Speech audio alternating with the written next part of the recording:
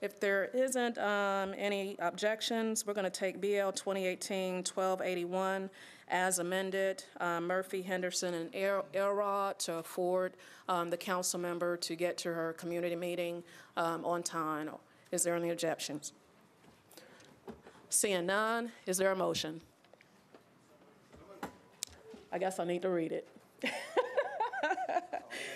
BL 2018-1281 as amended, Murphy, Henderson, and Elrod amends the Metro Code to codify a sexual harassment awareness and training requirement for the employees and certain contractors. Is there a motion? It's been moved and seconded. Council lady, who's going to carry it? Murphy?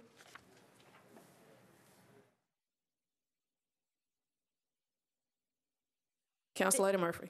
Thank you, Chair Lady, for letting me jump ahead. I'm going to be brief tonight because we'll go into more detail later. And I know it seems a little strange that y'all don't have handouts. I'll make sure that we get handouts on this bill before final reading. So I think we all are very aware of the atmosphere that is across the nation with the Me Too movement, with things that have happened at the state legislature, and some accusations that have happened within Metro and things like that over the recent years. And so what I felt was important, and in talking to some of my fellow male and female colleagues, is that we make a clear stand against sexual harassment in the workplace. And right now we have those policies in place for our employees. We as a body took it upon ourselves to make sure that we had those policies in place for elected officials, because we are not above our own employees. And so I think this next step is important because what it does is it says that if you are a contractor with Metro, if you're representing Metro in some capacity, that you will train your employees on the do's and don'ts in the workplace and making sure that you are not sexually harassing others. And I think it's important. And I think we have come to an agreement with Metro HR. I know that the analysis still implies that there is a fiscal note, but talking with Metro HR and Director Shannon Hall, this is something, they actually came up with this amendment to say this is how we can make this work without a fiscal note. And so I'm going to ask all of you to support this because it's not just about supporting women in the workplace, it's about supporting all of our Metro employees and the public and making sure that we are doing the right thing across the board. So with that, I ask for your approval. Thank you so much, Council Lady. We have some discussion. Council Lady Allen.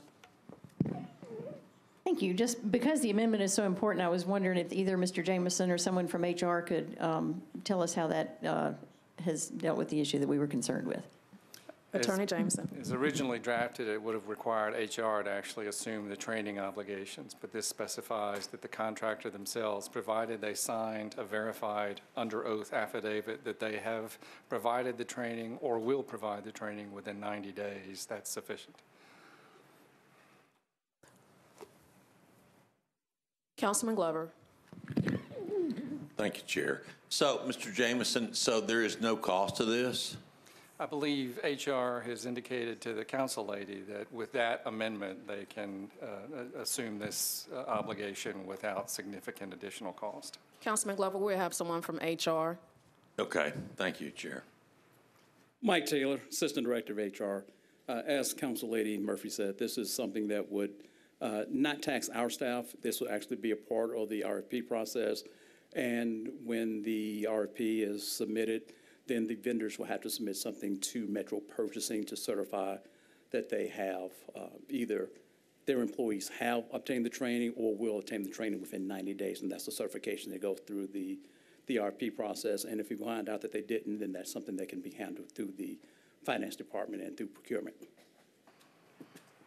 So the checks and balance, and I appreciate the fact I got put an answer, but the checks and balance on it, who's going to look at the back end of it after they, quote, get hired? Mr. Taylor? Well, because ultimately what you're saying is that this is a self-certification where they are self-certifying. Either they anticipate on conducting the training or that they have. Councilman Glover is asking who's going to do the follow-up. Well, I think that is where if just to let you know, if there's any allegation of sexual harassment from any third party, whether it's a citizen or a vendor, then Metro HR would investigate, and if doing that part of the investigation, we find that the training was not done, we can report it that way. But usually it's on that vendor and through the purchasing contract to certify, the particular vendor certifies that they have done the training. HR, unfortunately, we don't have the resources, so that's why this was a compromise in which the, through the purchasing or procurement process, that there would be some checks and balances that way.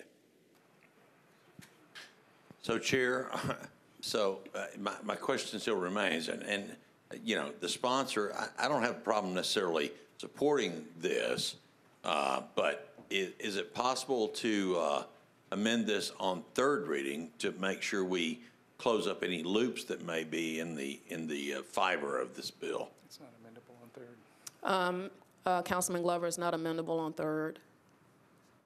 I'm going to go to the sponsors. Okay, thank you. Council Lady Murphy. So this is a bill that I think I first introduced in August, I believe I filed.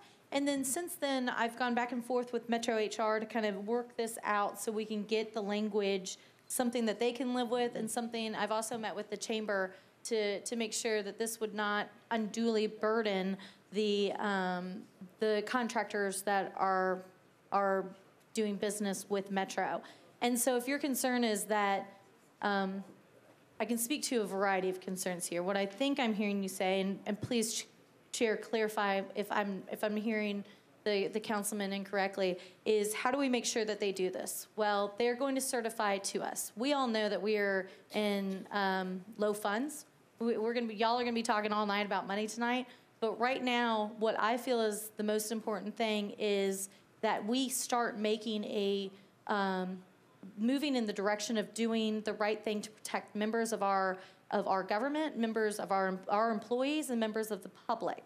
Now, in a perfect world, then this training would be provided and it would be spelled out specifically in the code and that type of thing. But we all know that that creates fiscal notes. And so the way that we can accomplish and get closer to our goal here is to have those contractors certify that they did this training.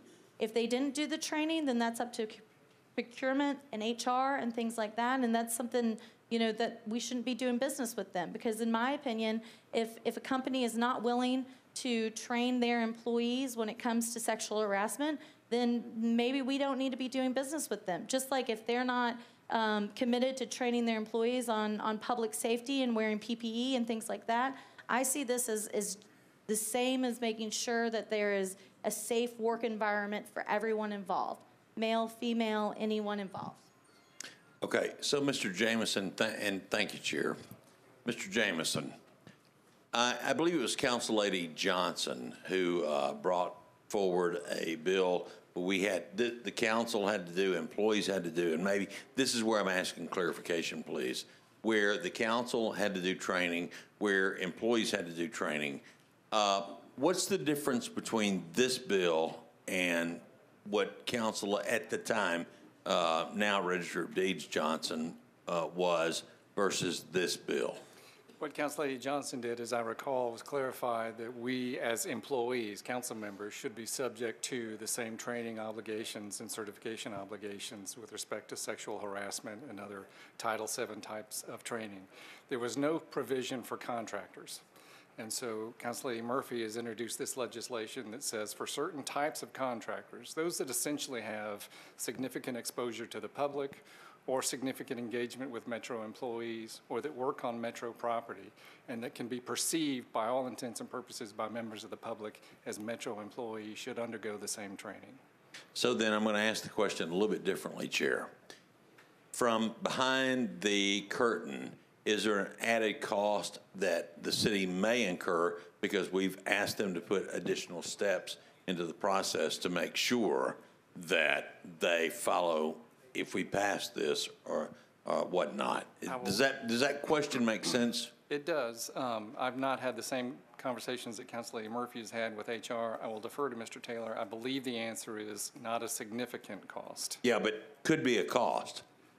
I may defer to Mr. Taylor. That'd be great. Again, there's no cost from HR standpoint. My understanding of the bill is that just those contractors or vendors would certify that they have provided the training. As I mentioned earlier, HR does not have the resources to go through and double check every vendor to ensure that they're in compliance with that. We would hope that once they sign that, saying that they're certified, that they're honest in that approach. And if there's a particular issue, as of right now, it does not change how we do our method. If there was a contractor that sexually harassed one of our employees, HR would be the one conducting that investigation, and let's hope that it doesn't get to that. But again, just for the purpose and intent, this is my understanding, just something that would go through the procurement process, where right now there's nothing in place to ensure that these vendors or contractors have done the training. This bill would allow that to at least happen, and they certify that they have done it. And in most businesses, large businesses, they currently conduct sexual harassment training as part of their standard cost of business. Councilman Glover. Well, I mean, so I think I'm right back to where the original question, does it create a back cost? And because ultimately, we in Metro government may not say it will create a higher cost. However, people who are bidding on these jobs, does it make them raise the overall bid in order to, and if it raises it 2%, 5%, et cetera, then it is an additional cost for the taxpayers because they ultimately are the ones picking it up. And Chair, I'm not picking on this. I'm just trying to make sure I understand what exactly we're accomplishing with this versus what we've accomplished with other bills and resolutions that have been passed. Great discussion, Councilman Glover.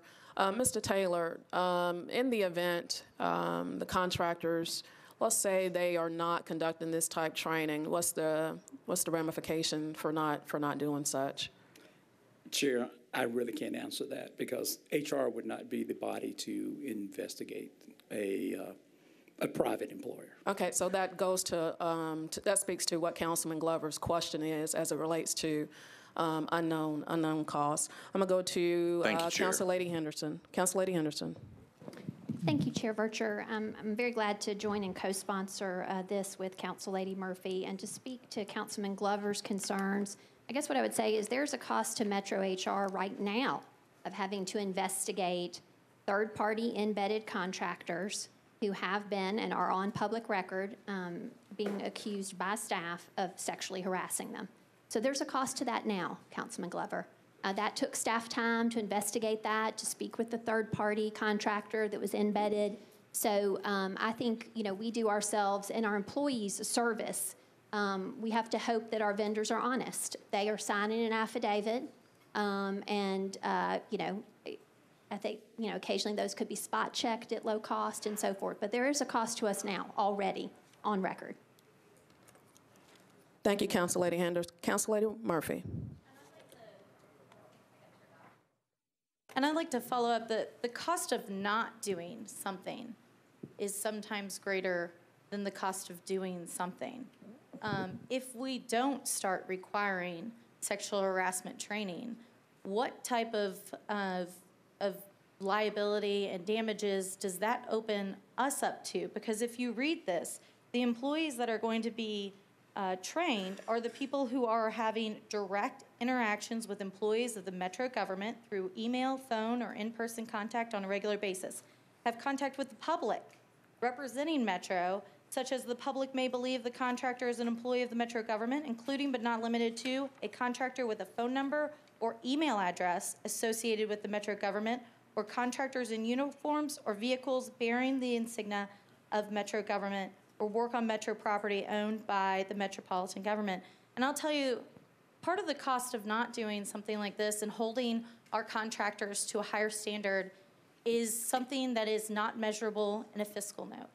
As someone who, I myself, was harassed in my workplace, and in a very public way at the state legislature, there was a report, there's documentation, and there was a lot of debate on the floor about it. What I don't want to happen is those types of unintended consequences and those types of expenses that Metro would incur that is not going to be covered in this fiscal note, and the damage that is done to the public or to an employee that is harassed is something that I cannot stand here and let go by. And so simply asking, if you are a vendor with Metro government, you train your employees, you do the right thing, you sign an affidavit, and you tell us that you've done that. I think that it not only, you can say, you know, covers us and takes care of us, but at the end of the day, it's the right thing to do. And so with that, I'm going to ask that there's no need to postpone this. We've had plenty of time to discuss it. I've worked with Metro HR. I think that we can all get on board with this because, again, at the end of the day, it's the right thing to do to protect the public, to protect our employees, men, women, and those who, you know, are part of our everyday world. So I'd appreciate a motion for approval. We're already on we're on discussion. We're already on the motion. Councilman Glover. So, Chair, may I ask the sponsor a question? You can direct it to the chair, absolutely. Thank you. So, Chair, what I would like to know, do we have layers to protect in the event a false accusation is made? What kind of layers do we have in place for that? Council Lady Henderson. I think we can put that to Metro HR, but I would say Metro will investigate these matters as they did with the matter that I am aware of that was with a third-party vendor in our Public Works Department. That was investigated. So. Okay. And Chair, let me be clear. I'm not fighting the bill necessarily. I'm just trying to make sure that in today's climate, we're all staying on equal ground. So that's why I'm asking the questions. If there's additional money, if there's this or that. So that's why I'm asking the question. Thank you so much, Councilman Glover. Councilwoman Weiner.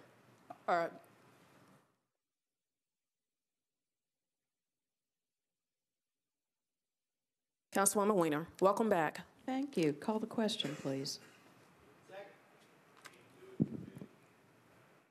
There was no other discussion. Seeing no further discussion, all in favor? Aye. Opposed? Want to remind committee members that is on second reading. Now we're going to go back to resolutions.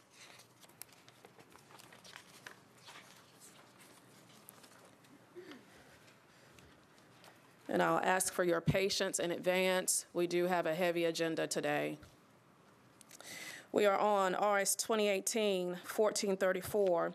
Sponsors, Vircher and Freeman, approves a grant from the Tennessee Highland Rim Healthcare Coalition to the Nashville Fire Department to install, outfit the ambubus with a bus conversion kit to convert the bus into a large ambulance capable of treating and transporting multiple patients. Is there a motion? It's been moved and properly seconded. Seeing no discussion, all in favor? Aye. Opposed? Resolution is recommended.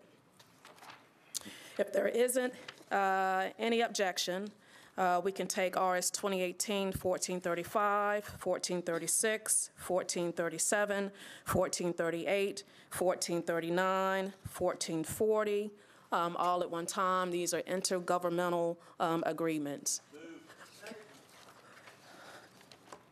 Councilman Mendez.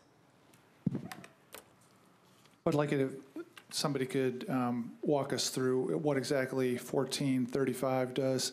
And my question, the caption talks about, or not the caption, but the language of the contract talks about fugitive enforcement. And I'm just wondering whether that contract is used in any way to have Metro resources used in connection with immigration enforcement. Okay, Councilman, we're going to come back to it. I'm going to read the captions for all of them, and then we'll have MMPD come up and address your question, if that's okay. Thanks. So RS 2018-1435, sponsors Vircher and Freeman, approves an intergovernmental agreement between the United States Department Marshal Service and the Metro Nashville Police Department to investigate and apprehend local, state, and federal fugitives. RS 2018-1436, sponsors Vircher and Freeman, approves an intergovernmental agreement between the Metro Nashville Police Department and the Cookeville Police Department for the distribution of state grant funds to assist with the investigations of internet crimes against children. RS 2018-1437 sponsors Vircher and Freeman, approves an intergovernmental agreement between the Metro Nashville Police Department and the Dixon County Sheriff's Office for the distribution of state grant funds to assist with the investigations of internet crimes against children. RS 2018-1438, sponsors Virtue and Freeman, approves an intergovernmental agreement between the Metro Nashville Police Department and the City of Spring Hill Police Department for the distribution of state grant funds to assist with the investigation of internet crimes against children. RS 2018-1439, sponsors Virtue and Freeman, approves an intergovernmental agreement between the Metro Nashville Police Department and the Tennessee Association of Chiefs of Police for distribution of state grant funds to assist with investigations of internet crimes against children. RS 2018-1440, sponsors Virtue and Freeman, approves an intergovernmental agreement between the Metro Nashville Police Department and the Williamson County Sheriff's Office for the distribution of state grant funds to assist with the investigations of internet crimes against children. We have a motion. It's been seconded. We are on discussion. If we can have MNPD come up and answer Councilman Mendez's questions as it relates to RS 2018-1435, as it relates to immigration.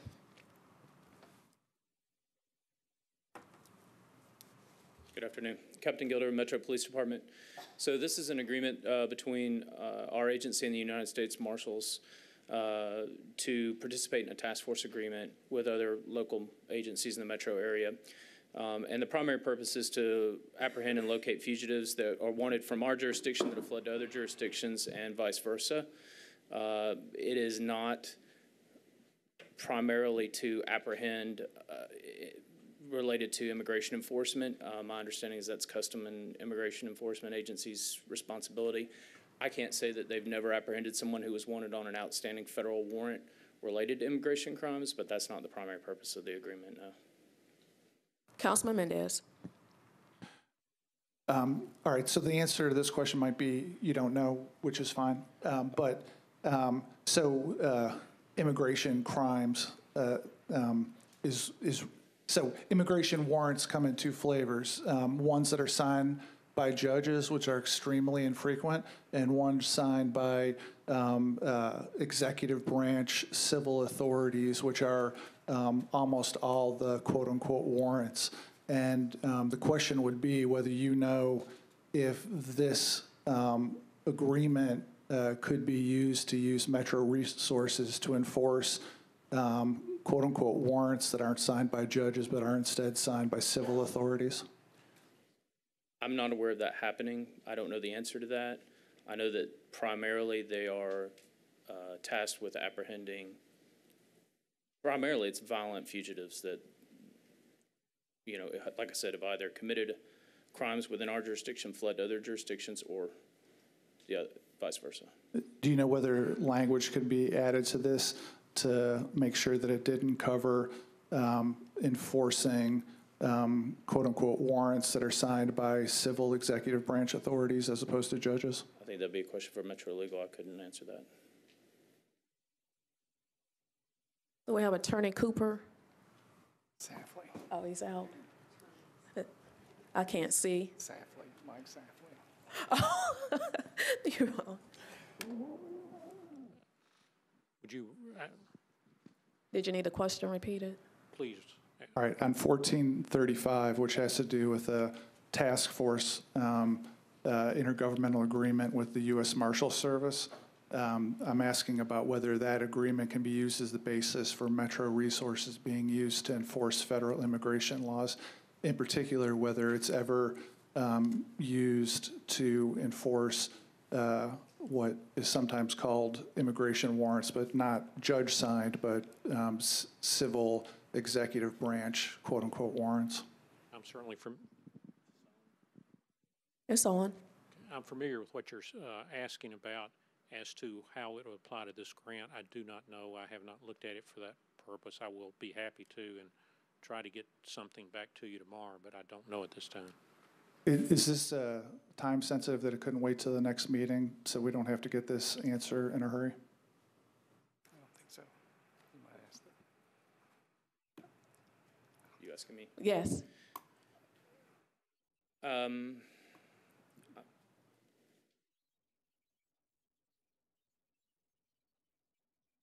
I'm not sure, honestly. I'm not sure if it is or not. Well, Councilman Mendez. I know that you're taking these as a batch, but I'd move to defer 1435, one meeting, to get the answer to this question. There's a motion for deferral on RS 2018-1435. Is there a second? Okay, it's been moved and seconded. We're on discussion. Councilman Pulley on the deferral. I have conversation, some questions and some comments that would probably apply to both the deferral and the general bill. So if you don't mind, I'll just go ahead with them. I do have some familiarity with these task force, and let me ask you, let me make the comparison and see if we're talking about the same thing. We're talking about a task force that's comprised of the United States Marshal Service, other federal agencies, along with state and local agencies, which include Metro. Is that correct? That's correct. You haven't been invited to participate as a part of this task force, which basically is designed to apprehend dangerous federal fugitives across the spectrum of federal jurisdictions. Is that right? That's correct. And this was an invitation to join a federal task force, so I don't know that Metro would have any input into the language of the MOU whatsoever, would they? Yeah, usually the MOUs are, oftentimes they're take it or leave it propositions, Right. in my experience.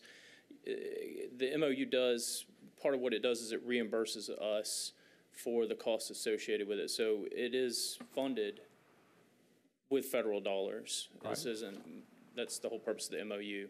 We could assign someone to a task force, but it would be our funds that we're expending. This way, the federal government reimburses us for the cost of assigning the officer to the task force, which may go to your issue as well. Sure. And in a violent crimes task force like this, and my entire service was with the FBI, I don't ever remember being involved in any immigration-related activities on this task force. So my concern here is that if we defer this to address something that might happen, I'm not sure that there's much of a chance of that being a part of a task force like this, where the resources provided to this task force by Metro are very, very important, both to the city of Nashville and to the federal government and the makeup of this task force. And my experience has been these violent criminals run the gamut from kidnappings to murders. Even though they're not federal crimes, federal fugitive warrants are issued for these people because there's an interstate nexus to that, and these guys have fled the state to avoid prosecution for these local crimes. And so it's very important that we're involved in this matter. So I just don't think there's a whole lot of chance that immigration is a part of all this. So for that reason, I would not support the deferral, and I would move to pass this bill. Thank you so much, Agent Pulley. Councilman Prodmore. Thank you, Madam Chair.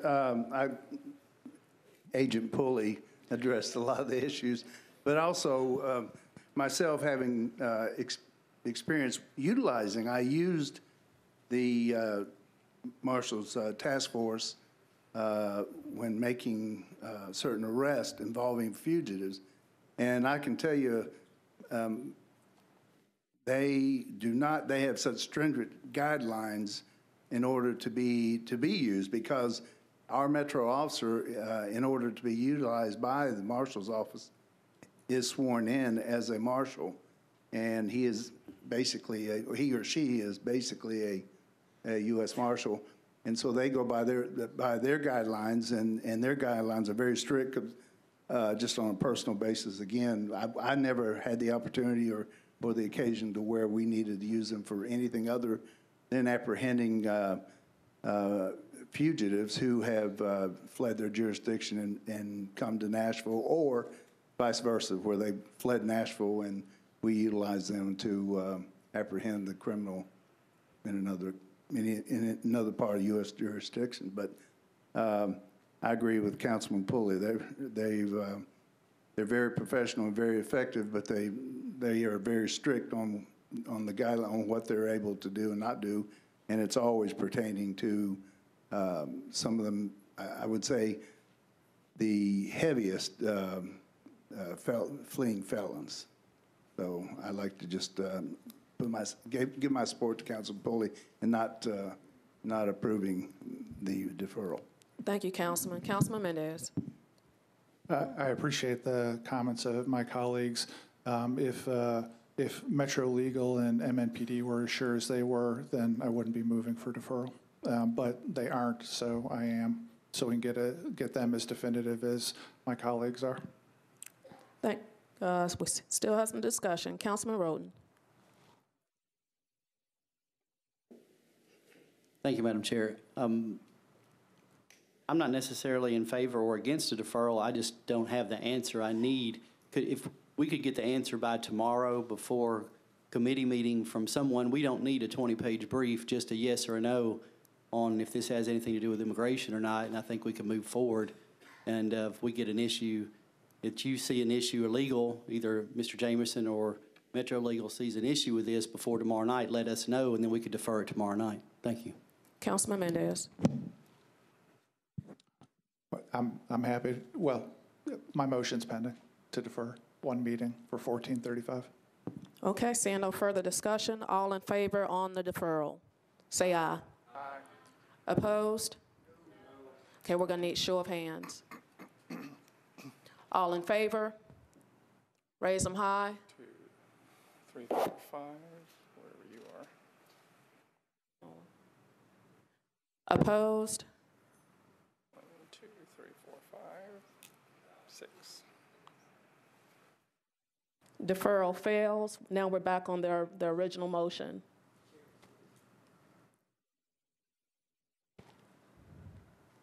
All in favor? We're back on the original motion with all the resolutions. Just want to make that clear for the committee members. All in favor? Opposed? Resolutions are recommended.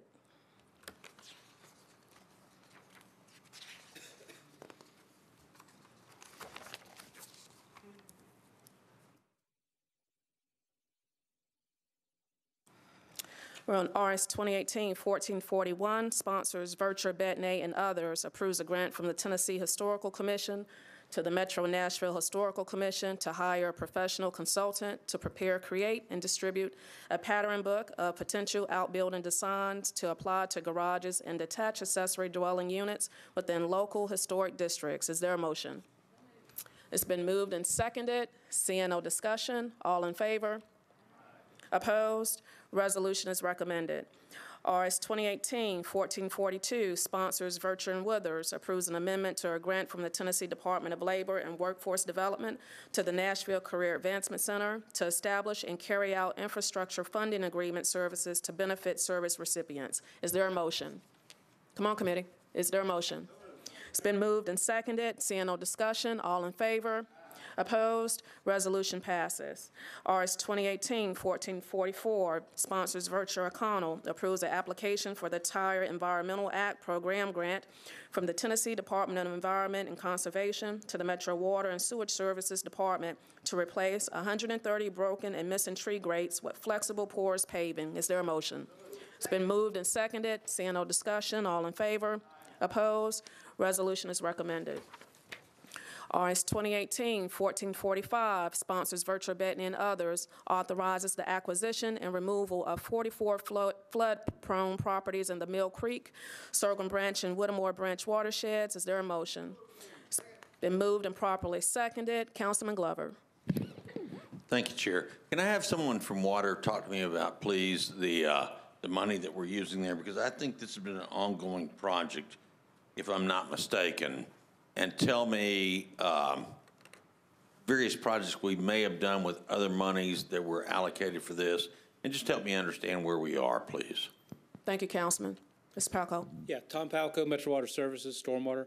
This is a partnership agreement with the Corps of Engineers. So the project itself will be cost shared 65% U.S. Army Corps of Engineers, 35% Metro. We've been working on a study in Mill Creek for several years with the Corps, and they finally got to the point where they can identify a project. In a previous action, the council has approved the partnership agreement with the Corps for this project, and it said in that we would at a later date identify which properties they are, and that's what this is doing, is identifying which properties in the Mill Creek are part of this project. And so where does this money come from, if I may ask, Chair? For Metro? It comes from the Metro share comes out of the stormwater budget. And so then I'm going to ask this question, and just because I'm not certain I'll get the answer that I understand or would necessarily like. Are there other things that have happened in stormwater that have gotten pushed to the back, and now this one will take precedence? Mr. Palco? He's asking as it relates to priority of projects. Sure. Part of our budget every year, we try to do small neighborhood projects. We try to do bigger projects. We try to do any kind of, infrastructure rehabilitation projects. We always have line items in our budget for the opportunity to cost share programs like this, because again, we would rather purchase a home at 35% cost instead of 100% cost. So whenever we have an opportunity to work with either the Corps of Engineers or FEMA or any other partner that's out there, we again have a line item in our budget every year for this purpose. So it's not like we're pushing out something else to do this. We're trying to do it all. Okay. So, Chair, if you wouldn't mind, I would just like to see some examples on Mill Creek of where we shared these things and where it's worked. Not right now, but if Metro Water wouldn't mind, I would like to just see it and understand it. Mr. Palco, can you get that to me? Sure, I'd be glad if you want to drive down Wimpole Drive and you can see where there's a Hands-on Nashville Urban Garden. Yeah, actually, I have driven down Wimpole Drive. That's why I'm asking the question. Okay. Thank you. I'd be glad to. Thank you, Mr. Palco. Seeing no further discussion, all in favor? Opposed? Resolution is recommended. RS 2018-1446 sponsors Vircher, Bettany, and O'Connell, authorizes the Director of Public Property to exercise an option agreement for the purchase of a flood-prone property located at 0 Union Street for Metro Water Services. Is there a motion? It's been moved and properly seconded. Seeing no discussion, all in favor? Opposed? Resolution is recommended. RS 2018-1447 sponsors Vircher, O'Connell, and Sledge, authorizes the Metro Mayor to make an application for a loan from the state of Tennessee to fund the projects listed herein. Is there a motion? It's been moved and properly seconded. Councilwoman Allen. Thank you, Madam Chair. I think these are questions either for Finance or Metro Water. Or Metro Water. So first question is, are we getting a better deal on this than we do on the commercial paper program? And the second question is, how much do we have left in the commercial paper program?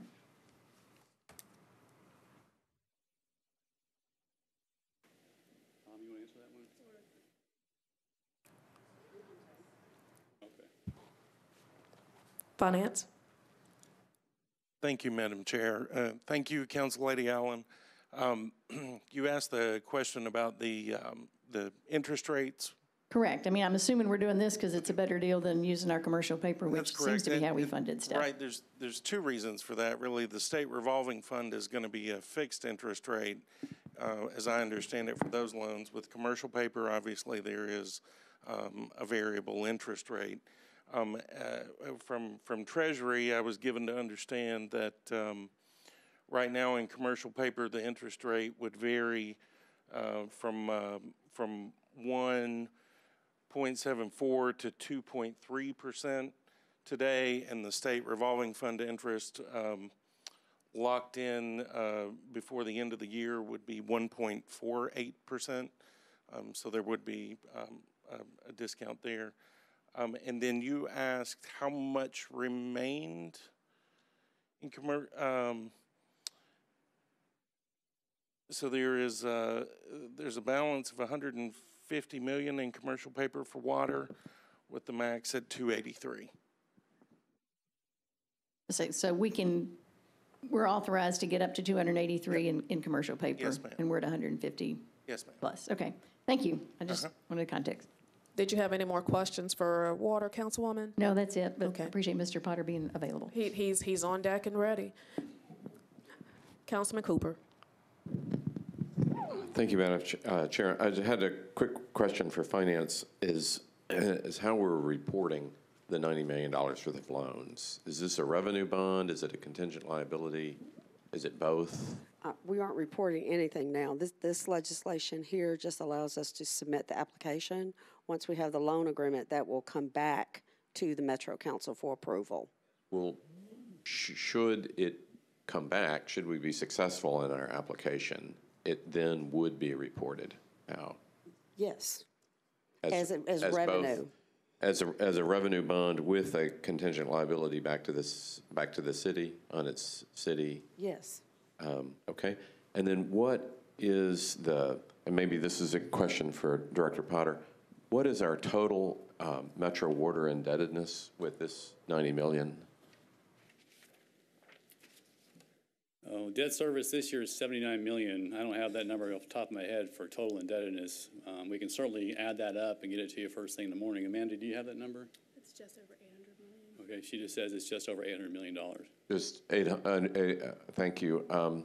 And then I know we've discussed in the past the consent decree capital spending program going out, which in the past discussion you talked about how it was really maybe over $100 million a year for the next several years. This is in addition to that. I think it's better phrased as it's concurrent with. It's concurrent? Okay. But this loan in no way mitigates that need, or it does? It provides for some of those projects. That's exactly why we're going to try to get this money. Okay, so you're able to get it from this other source? Yes, sir. But it's going towards projects that will be helpful in meeting the decree order?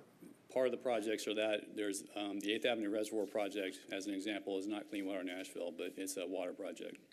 Okay, and then an increase in rate payments by water users will cover the interest on this, I'm assuming. And then if you would just remind us where we are in our rates that we pay here in Nashville compared to peer cities. Well, we've got a really good data on that, and locally we're extremely low in comparison, and nationally we're at least at average mostly lower than our peers. So the interest payment on this will still keep us at an attractive water rate? For the time being. Okay, thank you. More discussion on that for time being, I'm sure. Sir. Thank you, Director. Thank you, Councilman Cooper. Councilman Glover. Thank you, Chair. So let me expand upon the question, if I may. For the time being, the collections are sufficient. What are we anticipating if this, in fact, passes and we have additional debt obligations we have to do? Does Metro Water foresee an increase? Because we increased stormwater fees, a couple of years ago, and do we foresee an increase in Metro Water fees because of this? Actually, let me expand that question. Do we foresee an increase in fees for any reason, given this particular bond or any other issues? Well, Councilman, that's a really long answer, but the short answer is yes. At some point, we're going to have to raise rates because we haven't since 2011. Okay. Thank you, Chair. Thank you, Councilman Glover. Seeing no more discussion, all in favor? Opposed? Resolution is recommended. Thank you, Director Potter.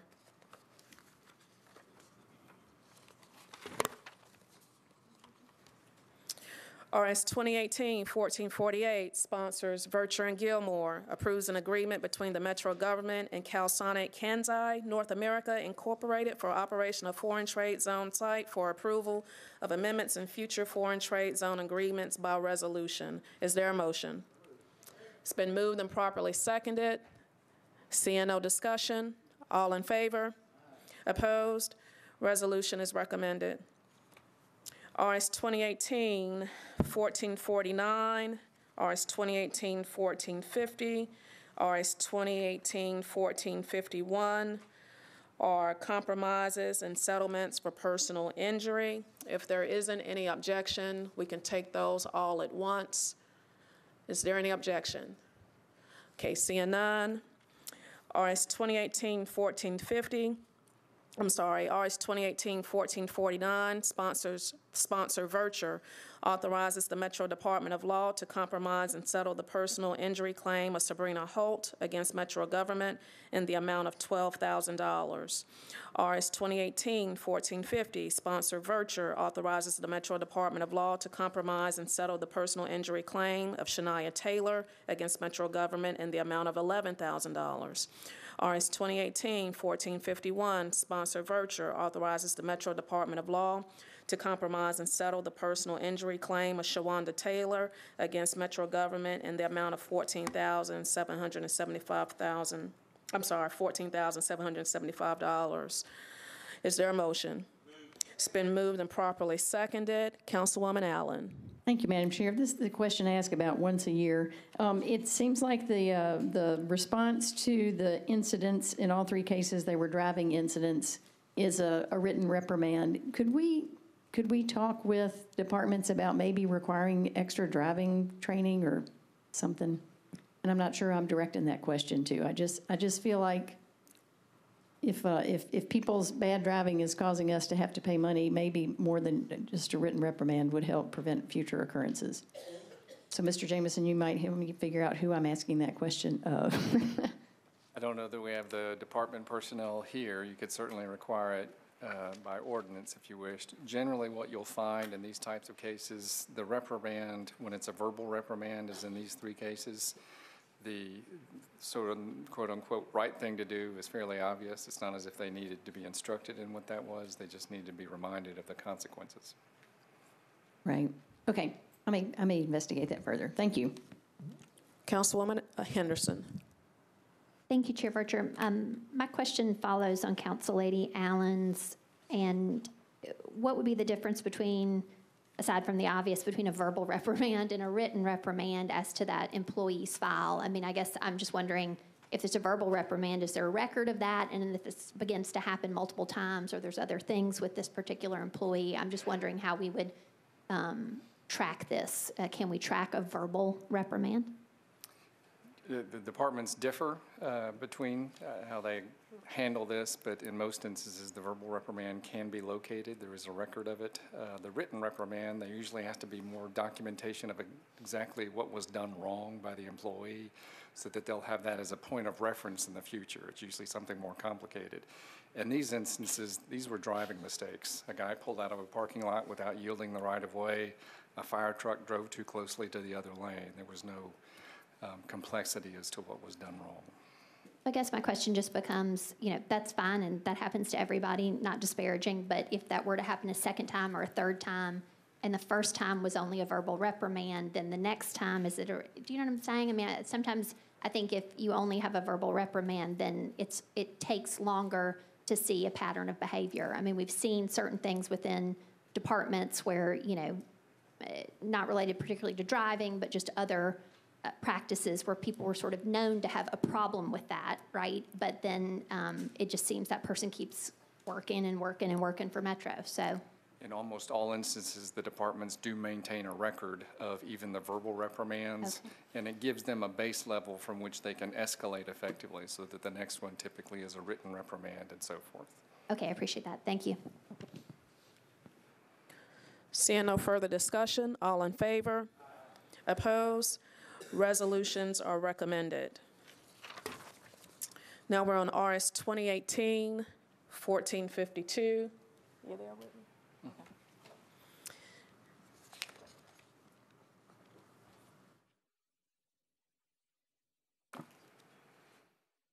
1452? Okay. Appropriates $3,070,000 from the general fund, reserve fund for the purchase of equipment and building repairs for various departments of Metro government. Is there a motion? It's been moved and properly seconded. Any discussion? Councilman Glover. Thank you, Chair. I want to go, if I may, to, I'm trying to find the exact page. I think it's 27 of 32 with regards to the fire department. Can somebody explain to me the $360,000 under this? And Chair, let me state first, if I may, if you want to take it by each department, I'm more than happy to wait until you tell me we want to talk about fire. We'll just take it in the order as a discussion arises from committee members. You're the only one in the queue. Okay. Thank you, Chair.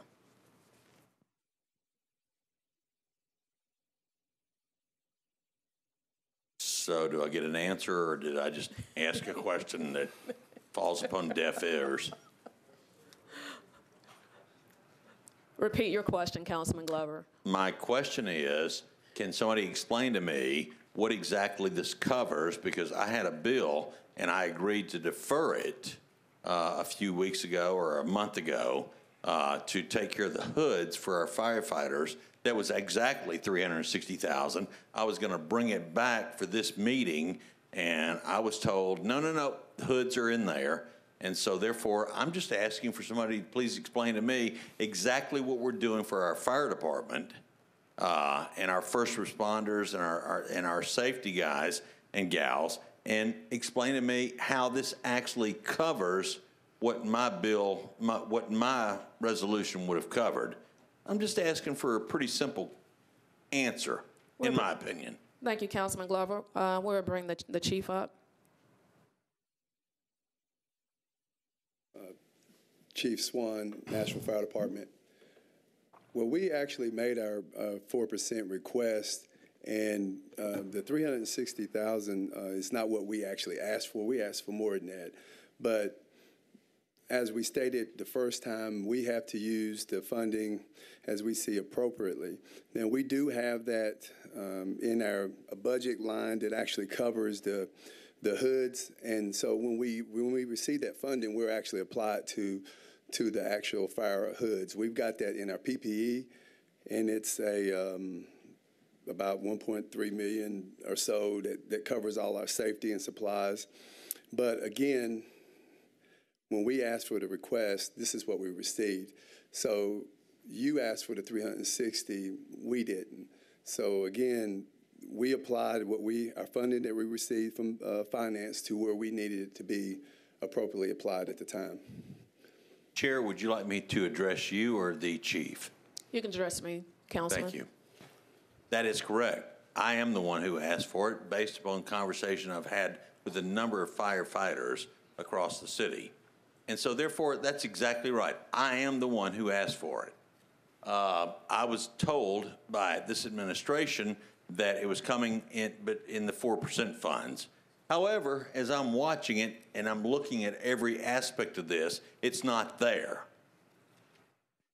And so I understand the position that, you know, the directors are placed upon and put in, but we're not doing our job. The 4% funds are obviously there. We had an overage last year. We had a carryover last year. And so I'm simply asking, at what point does this administration, does this council wake up and do what we should be doing to make sure we're taking care of the men and women who are out there fighting on our behalf every day from day one when the alarm rings? And I fail to understand why in the heck we're not giving them what they need when we ask for it. And then we're told, back off. And I did. I backed off. I'm not backing off. We are failing the people who come out and protect us every day. So, Chair, I'm not certain who answers the question. But if we can't get an answer, then I would prefer to defer this and let's get the bill right to get the equipment that our first responders need, and let's start doing what we need to do in this city on putting our priorities in line. Chair, it's up to you. I think first we need to clarify, because as Chief stated, the request was your request, Councilman? It was my request, yes. And it was. So we don't know what was initially submitted to the administration as it relates to I think the chief just said a little over how much. And ask him to please clarify that, please. Can you clarify that? Can I make a statement? Basically, we did ask for the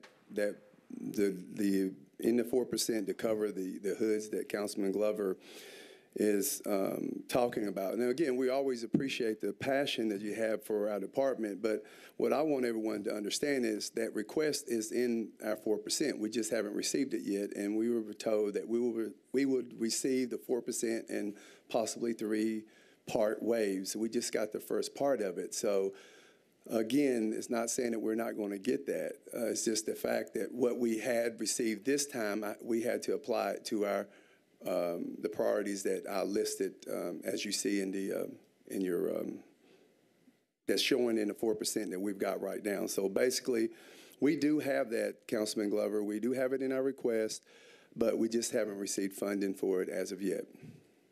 So, Madam Chair, may I ask the administration to please explain to me why they were going to put hoods in this 4% and it's not there? And if 50% is their answer, that's a pretty weak answer. So I would love to hear the administration's answer to this. Councilwoman from Finance. I'll take that question. We knew what the amount was, Councilman, because we did want to identify that amount, and we sent the 4% information request to the fire chief. And the fire chief chose how to allocate those dollars. The finance department did not choose the individual categories that are in that 4% request. And I think what he's saying is that typically there is more than one 4% allocation done per year, and perhaps it was his desire to split up this allocation and to pick up some of the hoods in a future allocation. That's what I would assume that his remarks are about. Can you confirm that, Chief? Absolutely right. But the chief made the decision on how to allocate these dollars. Is that right, Chief? Absolutely. Thank you. Councilman Glover. Okay, so I just want to make sure I'm clear on this. So the chief decided that the firefighters out there didn't need the hoods right now. It's sufficient. Director, I'm asking you. That's my understanding, yes. Okay. And so who all was involved in that conversation, if I may ask? We just sent the list over, and we got the allocation back from the department. From a finance department perspective, I think the chief is trying to jump in. Right. Well, we have multiple needs in the department, and the hoods is just one of the needs. So when we place these in priorities, again with the maintenance and medical supplies and safety supplies and technology, for the portion that we've got this time, that's where we had to apply them.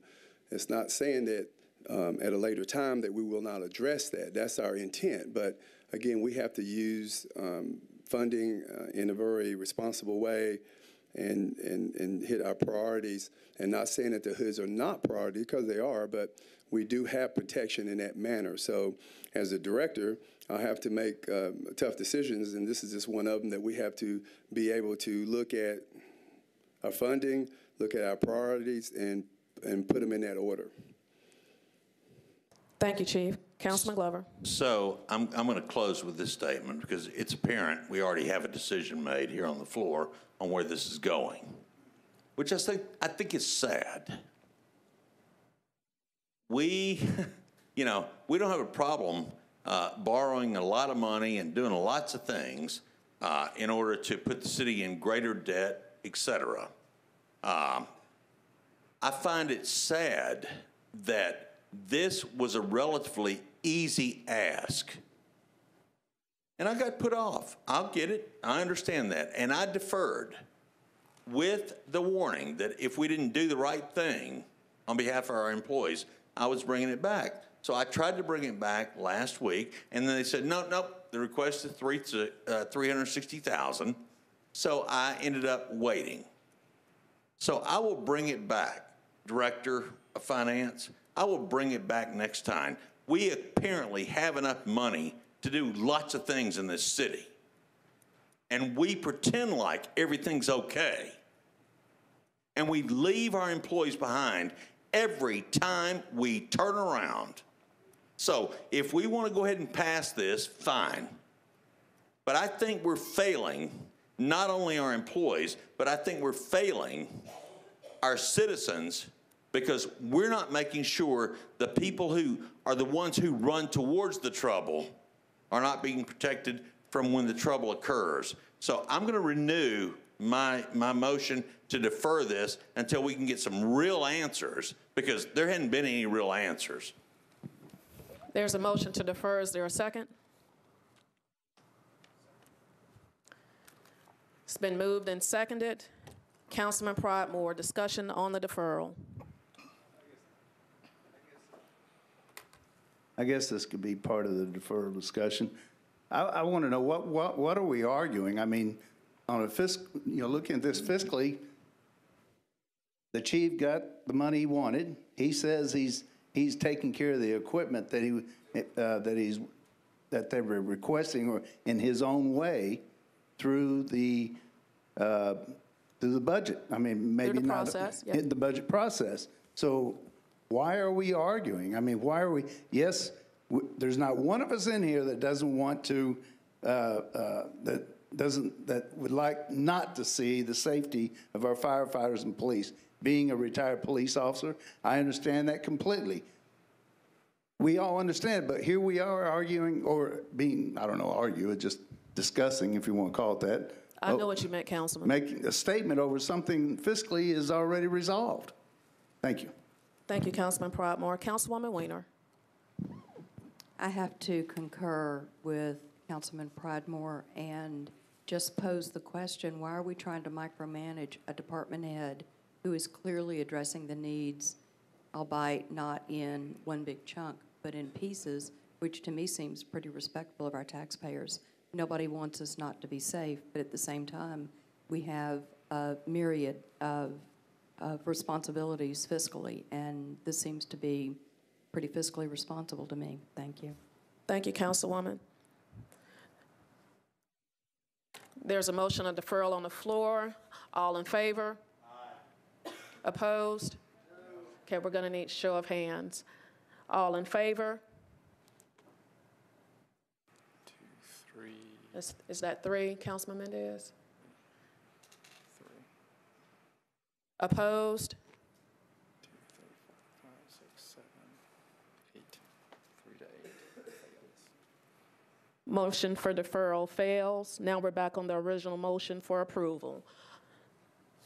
We have a discussion on the original motion. Councilwoman Allen.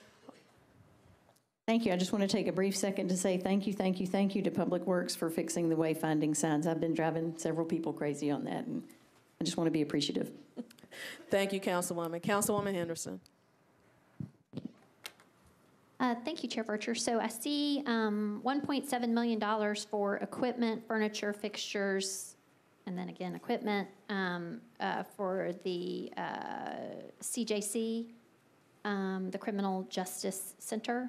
And I was just hoping that we could have kind of a complete accounting at this point. I feel like, there's what we've kind of moved in large chunks, but I keep seeing these pieces kind of coming back through, and I would just like to understand kind of the aggregate of what we have committed at this juncture to the CJC, please. We can have the Sheriff's Department. Do we have Ms. Whittemore here? Whomever wants to take it. John Hudson, the Sheriff's Office. I don't think we have a full accounting of that. It's all handled by General Services in terms of the total amounts.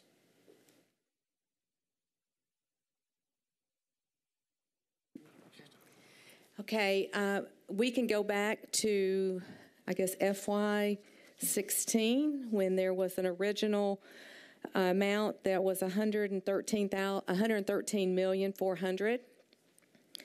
Then in FY17, we came forward and requested $20 million, and that was for temporary relocation and for female housing. There was about $14 million for female housing. Last year, we made a request that also had some temporary provisions in that. And at that particular time, we knew where we were from a design and construction, because the original was not a good projection for the downtown. I think that just came out of council when that was based on the Harding Place project. One moment, Ms. Whittemore, if I may, Chair, can direct this to Ms. Whittemore or to you? To me, Councilwoman. Okay. So when you say the original was not a good, can you just clarify that? You mean the original additional request for the $20 million off-site temporary, or you mean overall the initial pricing for the cost of all of this? Okay. If you go back to the discussion when we were having the Harding Place, moving the jail there, and that failed did not, go there. And so there was, I think it was Councilman Glover who actually came up with a number of 113 million. That was not based on construction downtown. It was based on a construction for at Harding Place. So that particular one, that number had not been vetted for the downtown site. I apologize, Chair Vercher. I'm not comprehending. 113 million had not been vetted for the downtown site, but we're talking about Harding. I guess what I'm trying to understand is just collectively the cost of building the new facility, doing the off-site, everything all in. Where are we on the Criminal Justice Center? So if we could just kind of run the total. I apologize. Okay, the total today is 159 million in round numbers, and that includes 14 million, almost 15 million for female housing. We have soft cost of over $4 million. We have design and construction over $100 million, and then we have temporary provisions over $8 million. And we can get you details. We have all this very detailed if you need an accounting of that. Ms. Whittemore, will you provide that to me so I can give it to all committee members? Absolutely. I appreciate that. So if we have 100 million for design and construction, you said of 4 million in soft costs, meaning contingencies, or what do you mean by soft costs? Those are fees and contingencies, yes. But I will break that down for you so you'll know exactly what those numbers mean. Okay, and so did the initial estimate of the cost of this facility not include furniture, fixtures, the FF&E? The original cost for the facility included $105 million for construction, $5 million for soft cost, IT around $2 million, and FF&E $1.4 million, which that's what we had for the 113.4. Okay, so you're saying the 113 that we already approved did not cover your initial costs as determined? That's correct. And your intent was then to pick this up on the back end through 4%? Not 4%. This is a capital request. The 4% request that you're talking about today is for food service. Is that? For furniture, fixtures, and equipment. Yeah, the FF&E, $1.7 million, and the 4% refund is what I'm asking you about. Please use the microphone for the viewing audience. Sorry, the $1.7 million is for the furniture, fixtures, and equipment that you are speaking of, for the downtown detention center. Okay, and so those costs were anticipated in the initial bidding, but you're just spreading. This is what is necessary to open and operate the new facility. So, I don't know how it got. Again, we're thankful to Councilman Glover for putting something in so that we can get started on it. But this is what is necessary at this point. I will get those. Everything that's been related to the facility that's non-program comes through the construction budget, but then there's things that are around medical services, food services that are program related, and that's coming through the 4% request. We can break that out too so that you have a clear understanding of what that is. I would appreciate that. Thank you. Mm-hmm. Any more questions, Councilwoman?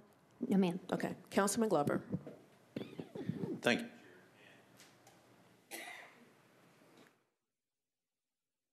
Councilman Glover. Thank you, Chair.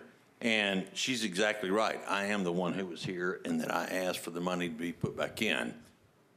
The problem we had at the end of the last session was that there was a lot of movement on how this would work. Were we going to put it in Antioch? Were we not?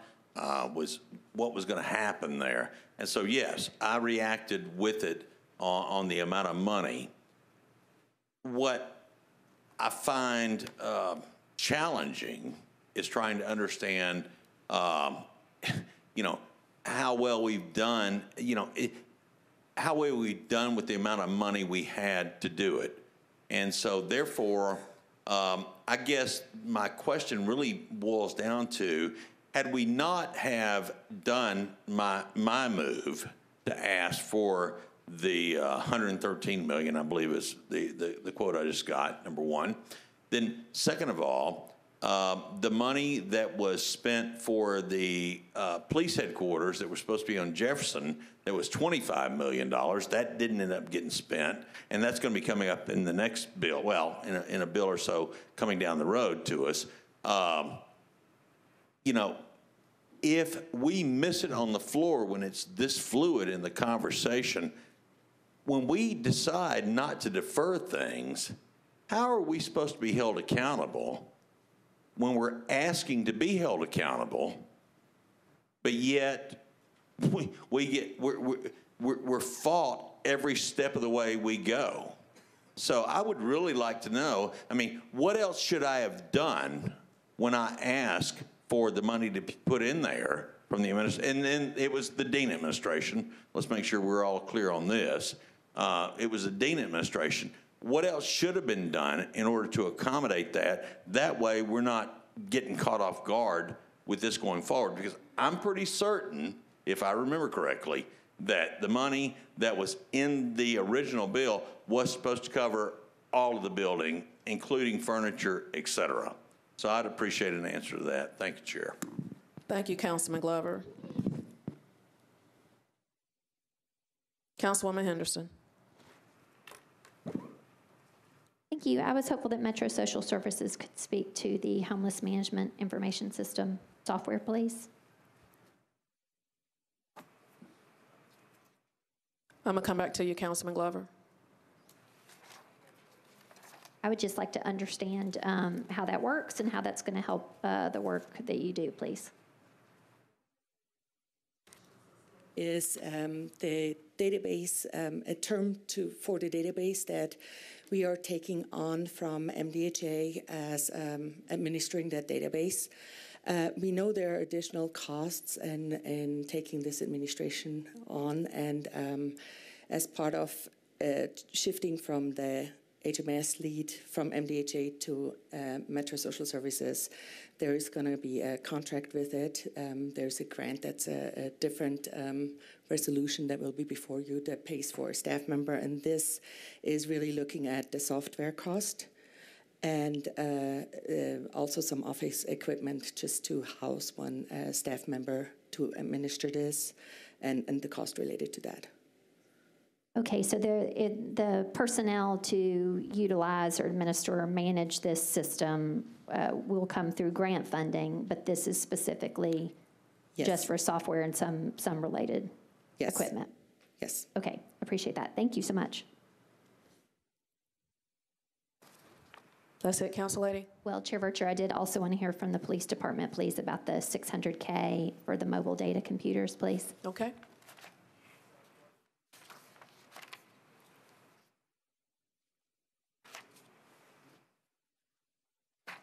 Yes, ma'am. If you could just share it, I see mobile data computer upgrade, phase 3 of 4, just to understand across the 4 phases, have the phases been because they're in particular vehicles, or is it a certain type of software? Can you just explain it a little bit more? Yes, ma'am. So we're phasing the computer purchases in because we have to install them, and we can't install them all at the same time. We have to. It's going to take a period of several months to get all these units installed, and these are the upgraded mobile data computers that will enable us to interface with in-car cameras and body-worn cameras. Excellent. That was my next question. You anticipated that, so thank you. I appreciate that. Sure. Any more questions, Council Lady Henderson? Lastly, Chair Vercher, can we hear, please, from the Register of Deeds office on what specifically this $160,000 of equipment is and why it is needed, please? Come on down. It's Register Deeds Johnson. Wow, Register being on this side. Thank you, Council Lady Henderson. This office is rather dated. In fact, Councilman Hager stopped by today, and Councilman Roden has also interacted with this office quite frequently, and others in here as well. But due to the reorganization within the office, due to my new administration, we are making some organizational changes. So General Services is coming in and actually putting new walls in, new cubicle separators that will create new workspaces. And so this will create a greater efficiency in our office. And there has not been an update in the office in 15 years. Okay, I appreciate that. Thank you for clarifying. Thank you. Thank you. Register of Deeds, just for the viewing audience, if you can provide the public with your office location. Okay. Well, one I didn't mention, Karen Johnson, Register of Deeds. The address is 501 Broadway. We are currently in the Bridgestone Arena. And so these upgrades will make the space a lot more functional. And like I said, there have been no changes within this office in 15 years. Thank you so much. Councilwoman Henderson. I guess just a follow-on question there. I think just respectfully, we've all often kind of thought like kind of odd that the Register of Deeds is at the Bridgestone Arena. Councilwoman, a lot of people, they did not know that. They do not know that. That's right. why I asked the question. And so I guess I certainly appreciate that you're reorganizing the structure of the office and how people will kind of work together in workspaces, and it has not been updated in 15 years. But I guess I would just maybe pose the question to Ms. Whittemore from General Services, just as we look at new kind of metro facilities and existing facilities, is the plan or intent Ms. Whittemore? Register of Deeds to stay in this location in perpetuity? I mean,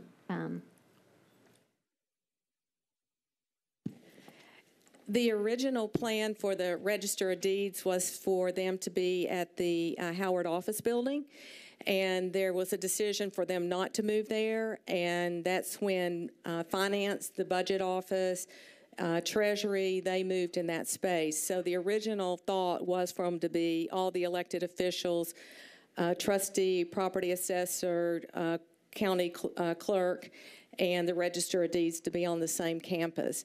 Karen and I have had conversations about where that office should be located. We know that, I guess, the Sports Authority could use this space in other ways too. So we are in conversations with how we can, where is the best location for them to move to. This is just an opportunity for us to do some upgrades to that office, just to spruce it up so that she and her staff can work efficiently and in a clean area too, because it needs to be cleaned up. General Services does not manage this space. It is managed through, I guess, the arena, the Predators, but we're going to help her get it spruced up so that, and make the changes that she needs. And so, I apologize. Go ahead, Councilwoman. Ms. Whittemore, I was going to say, don't leave. If this office were ever to move to a facility that was managed by General Services, I assume the money that's being spent for this equipment and furniture and cubicles could move with them, correct? Yes, those would be Metro assets, and we could move those. Thank you. Mm-hmm. Thank you, Councilwoman. Ms. Whittemore? Thank you, Register of Deeds Johnson. We're back on the question for Councilman Glover as it relates to the CJC and the $113 million that he put in. His question was, why wasn't that enough, and what more could he have done if the number that I don't know how you came up with that number, Councilman, but why wasn't that, it was in the budget, why wasn't that number enough, the $113 million? The $113 million, as I recall, was for the Harding Place design. We can go through just moving downtown. There's a cost of building downtown. That's part of it. But I can compare the Harding design versus this one so that you can see the difference. There were things from a downtown perspective. If you looked at the design that we wanted to do around integrating it into the downtown area so that it fit with the historic courthouse and with the Birch building. So the exterior was more expensive. We have a parking garage that needed to be built downtown. We have a plaza that, when you looked at Nashville Next and what the requirements were around green space that we added. So there's things that were about the downtown site that did increase the pricing. Then we came in and added a behavioral mental health center to to this project. So there's things that if you want an accounting of what the differences are, I'm certainly happy to provide those. Thank you so much. Councilman Glover, I'm going to come back to you. Councilman Cooper. Thank you. And thank you for your offer, Director Whittemore. I would love to get an accounting of that.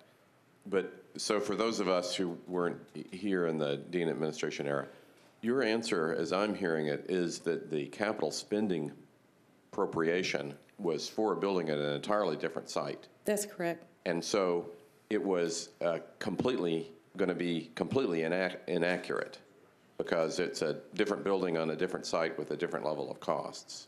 There is a difference in cost building downtown versus out there. Oh, absolutely. Yes, indeed. Well, so this is just a process question, I guess. How do we do that? How do we appropriate for one site and then fund for another? That would, I mean, just any insight you have? I mean, the past administration just took that CSP number and said we're not going to update it, not going to change the amount. If you would just share your history with this. Okay, the $113 million was resulted from the discussion at the council meeting when the site at Harding Place was no longer going to happen. And so Councilman Glover presented the $113 million. Like John Hudson said, we were grateful to get that amount. But then we started then doing the vetting of the cost of that, going through our normal process.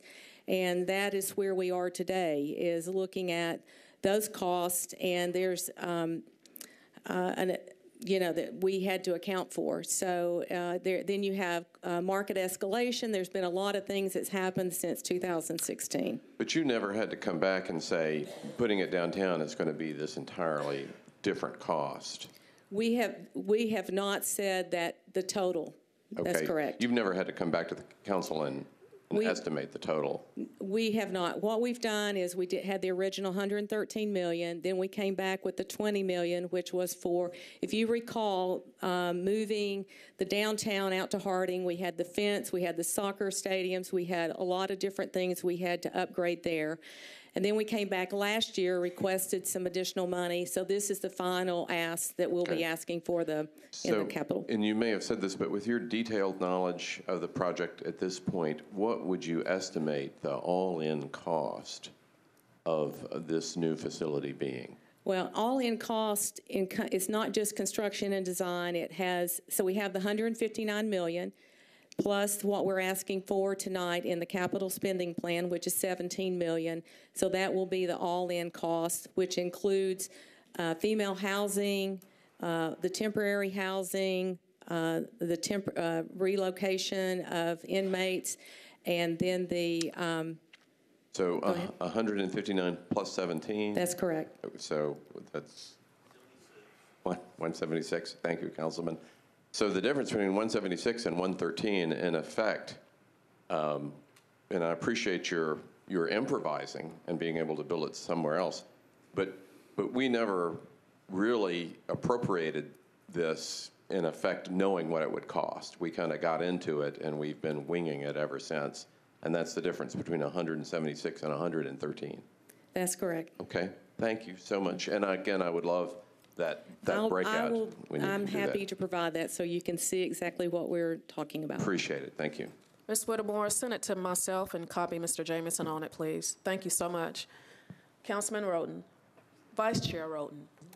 Thank you, Madam Chair. This was just a comment. I wanted to make this comment to Register of Deeds Johnson and General Services. I visit the Register of Deeds office a lot. But there are a lot of citizens who visit who don't know where they're going or, where the office is located. A lot of times we have CMA going on, we have things going on downtown. When that was first put in that building, it was very quiet down there, not near the crowds that are down there now. Now if you go down there, sometimes the roads are blocked off. You've got to pay $20, $30 to park.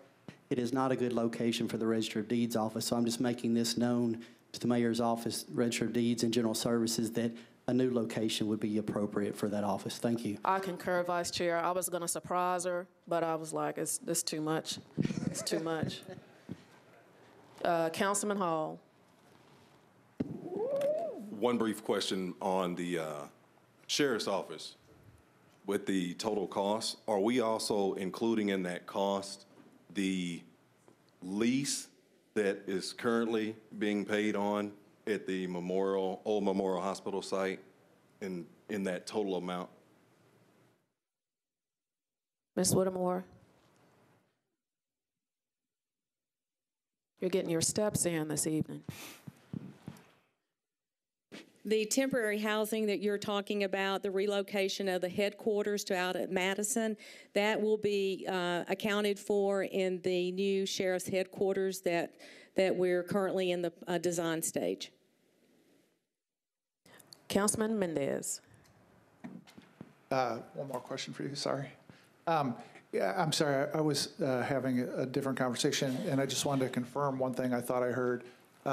So after this and what's in the capital spending plan, that would be it for capital for the new building? That's correct. We have completed about, well, I would say 95% of our buyout for this project, so we know exactly what everything's going to cost. We have landscape and some pavers and a few other things to do our buyout, but we're almost done. I mean, we're a year away from finishing the construction of the project, so we very much, this will be the last ask.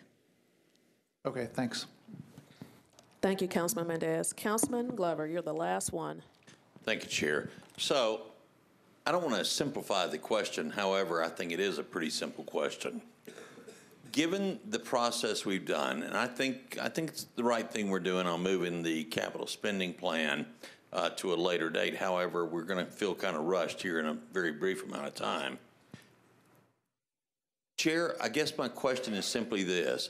Would we have been wiser to have deferred that when this vote took place? Because this vote took place in a very hurried aspect.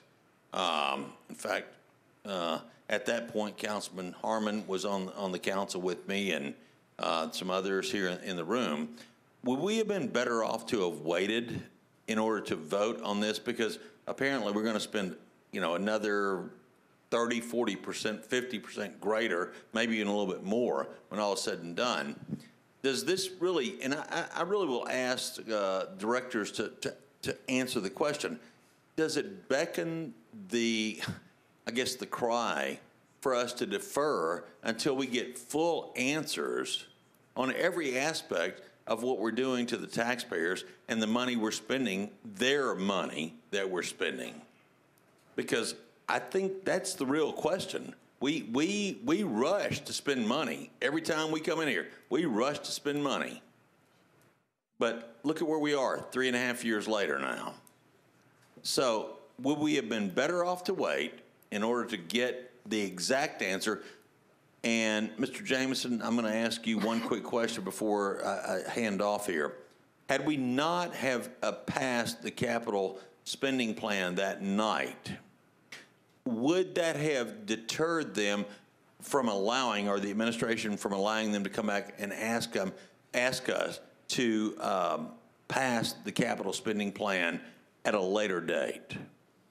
No, the capital spending plan is a little different from the other two primary budget documents in that there's no fixed date in the charter. It's not even referenced in the charter. They were just initial resolutions.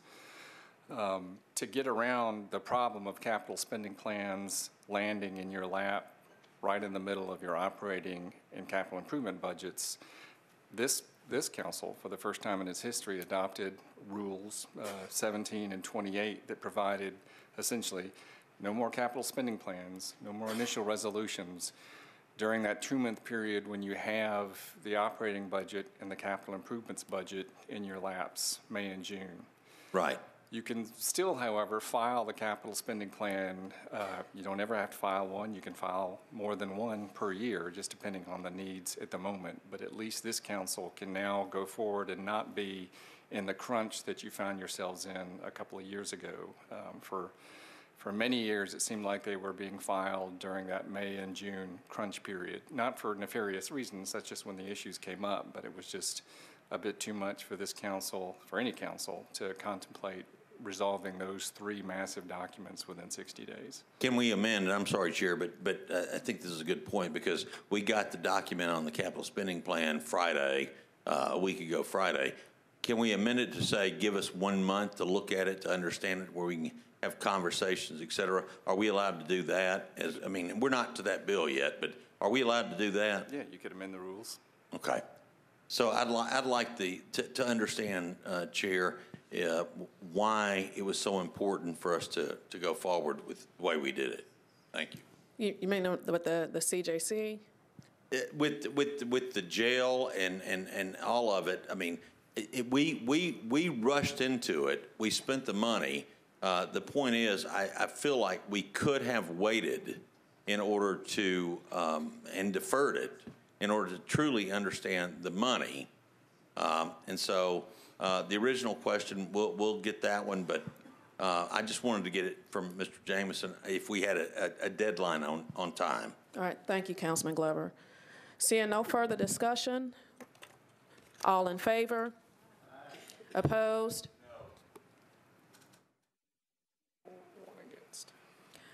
Resolution is recommended. We're on RS 2018-1453, sponsor Verture, reducing the authority of the Metropolitan government to issue general obligation bonds pursuant to certain initial resolutions previously adopted by the Metro County Council. Is there a motion? It's been moved and properly seconded. Councilwoman Allen. Thank you, Madam Chair. I appreciate the thinking outside the box and the creativity that the Finance Department is doing to make sure we are spending our money well and finding funds. One question I have is, of this money, we're saving $5 million that didn't get spent on things that we were able to build less expensively, and kudos to everybody for bringing their projects in under budget. Does that mean that that money was acquired at a low interest rate during the time when interest rates have been practically nothing, and that we will now be issuing new bonds to get that $5 million back at a higher interest rate? Mr. Harmon. So, Council Lady, the $5 million that's being recalled from the projects was never spent. So, that while it was authorized by resolution, that money was never spent, so it never went through the commercial paper program, and therefore it was never issued as general obligation debt.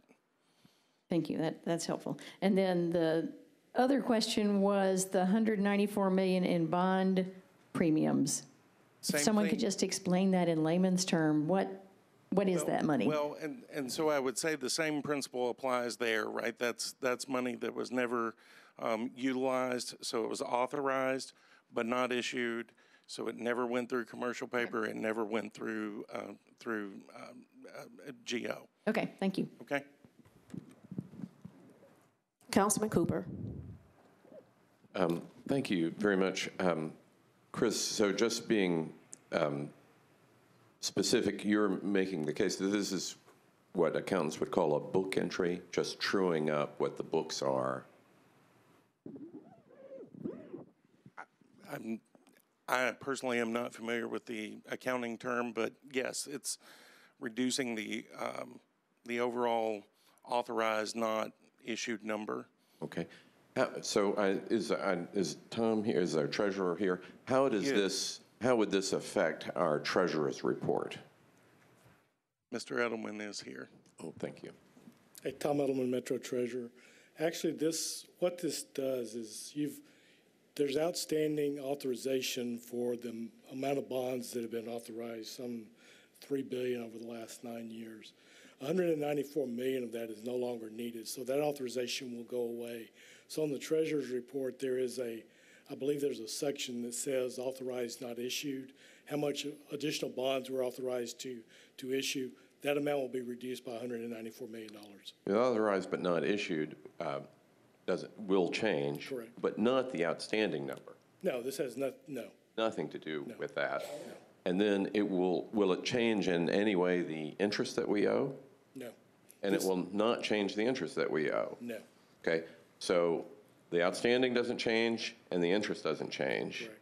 So Right. So it would appear to be, you have more, I know, a lengthy finance background, that this is just a correction, a book entry correction to true up the numbers with what's outstanding. It's a cleaning up of the numbers. It says that we no longer have the authority to issue that amount of bonds. So it doesn't change how much is outstanding, projects that are being worked on at this point. Or interest.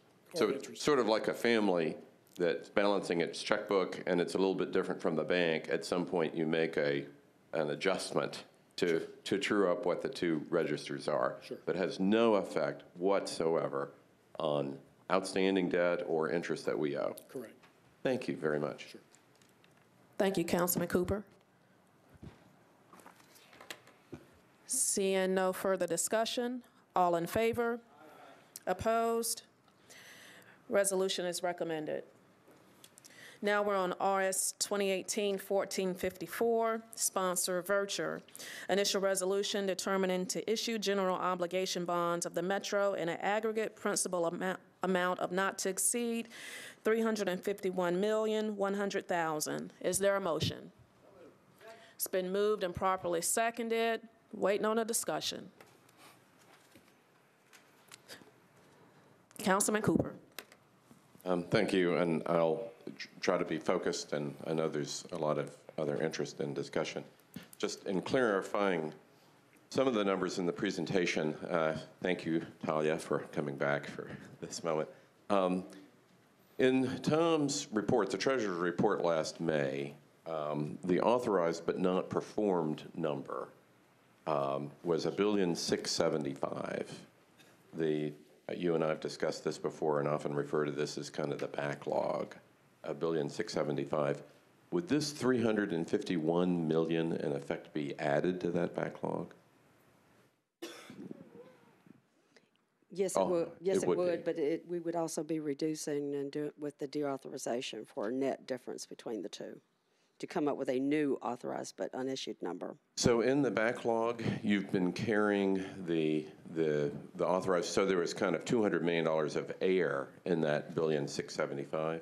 Yes, those amounts had been previously authorized in that larger number. So that would be $1,475,000 plus this $351,000.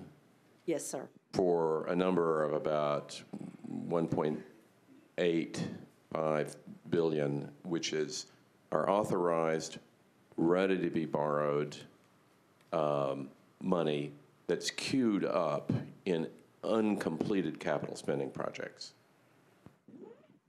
I'm not sure if I'm coming to your numbers.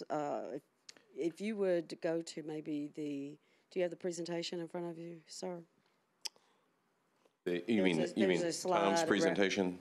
No, there's a slide in the capital spending plan where we discuss the authorized but unissued number and provide you a reconciliation. From last May? Yeah. So this number, you see the 3.3 number? That number is increased for the recent $50 million that was added for soccer, so the number went up a bit. Okay. Okay. So this kind of gets you to, this will be a better kind of marker to get you back to that number that you're trying to get to So the 3.3 billion is adjusted by 60 million, but we still have $1.6 billion. Right. So we're close. Right. We're close to that number you were talking about. Performed. But fundamentally, you add to the backlog, which is $1.4 billion or $1.6 billion, the $351 million to get to the work ahead of us as a city with this capital spending plan. The net difference is about roughly about $150 million. Okay. And kind of swapping documents here a little bit. In September, you all kindly issued this debt service projection coming forward. This $351 million is not included in the debt service projections on this page. That would be true, but it also is not taken in. None of that is in there. That is for just the issued part of the debt. That is for the issued. So any debt service number here would be adjusted for the additional borrowing that would be accomplished through this plan. Exactly. I think we provided you a schedule where we estimated when we would issue bonds again in 21 and 22, so that you could see that. Bond funding to complete work on the current backlog, and then this would add to that backlog. Yes. Okay. And so it would, you could, when you pass this through commercial paper into being bonded, and I noticed you had the 7.25% estimate of a ceiling on this. So it would be, and you're thinking it would be 20 or 30-year paper when you get to bonding it. Right. That's typical. We usually do about 20 years. 20 years. We very seldom go out 30 years. I can't remember if we've ever done 30, Margaret. Can you? But at that interest rate, you're really talking about an additional $25 million worth of debt service that would be coming to the city based on the funding of this capital plan. Not necessarily. I wouldn't say that would be an incremental number, because also during that period you're paying down debt. So you've got, so you can't just assume that it's going to increase by the 25. But you are paying, you've anticipated paying it down in this schedule. Yes. Now, if you're talking about updating that schedule, then yes, but I can't say that it would be 25 million in a given year. You'd have to go with. Well, I've done the math on that a little bit. Certainly using your maximum interest rate, it would be at least that. But this is the correct technique, would be to take this debt service, which anticipates principal reduction, but add this debt service to it. Yes, okay. Yes, and that's what I would actually ask the staff to do if I were trying to look at that. Well, I would request a updated debt service schedule based on any bonding that we are doing, particularly in this amount, because just preliminarily, this adds another $25 million worth of debt, so that you're really taking an FY21, which will be upon us sooner than you think, will be up $100 million in debt service almost in the space of this fiscal year, which you estimated at 279. Then it goes to 323 and then 343. You'll be bonding this separately, and that would be 343 plus the anticipated debt service from this issue. Right, but there's a lot of variables as to when that debt service would come into play, because you have to look at when the projects are actually, the spending patterns and the cash flows and things like that. So you just can't assume that day one, once it's authorized, that it'll be spent within that period. But I think I think I could get Tom Edelman to provide the committee an updated debt schedule before tomorrow night. Get that updated for you. Tom, can I get you to nod back there? Yes. Yeah, we can get that updated for you by tomorrow. Well, which again leads me to a little bit of another question. As you were saying, the scheduling of these projects and the anticipated work being performed on this. So currently, I believe we do perform capital spending at about $40 million a month. It varies. It's actually been higher than $40 million a month. It's been higher than $40 million. But if our backlog is up to a very large number, $1.8 billion at that rate, it's several years before we will get to the bottom of this backlog. Yes. Okay. I mean, capital projects take a long time. We provide to the council and the citizens capital status reports on our website, so that they can track authorizations and expenditures.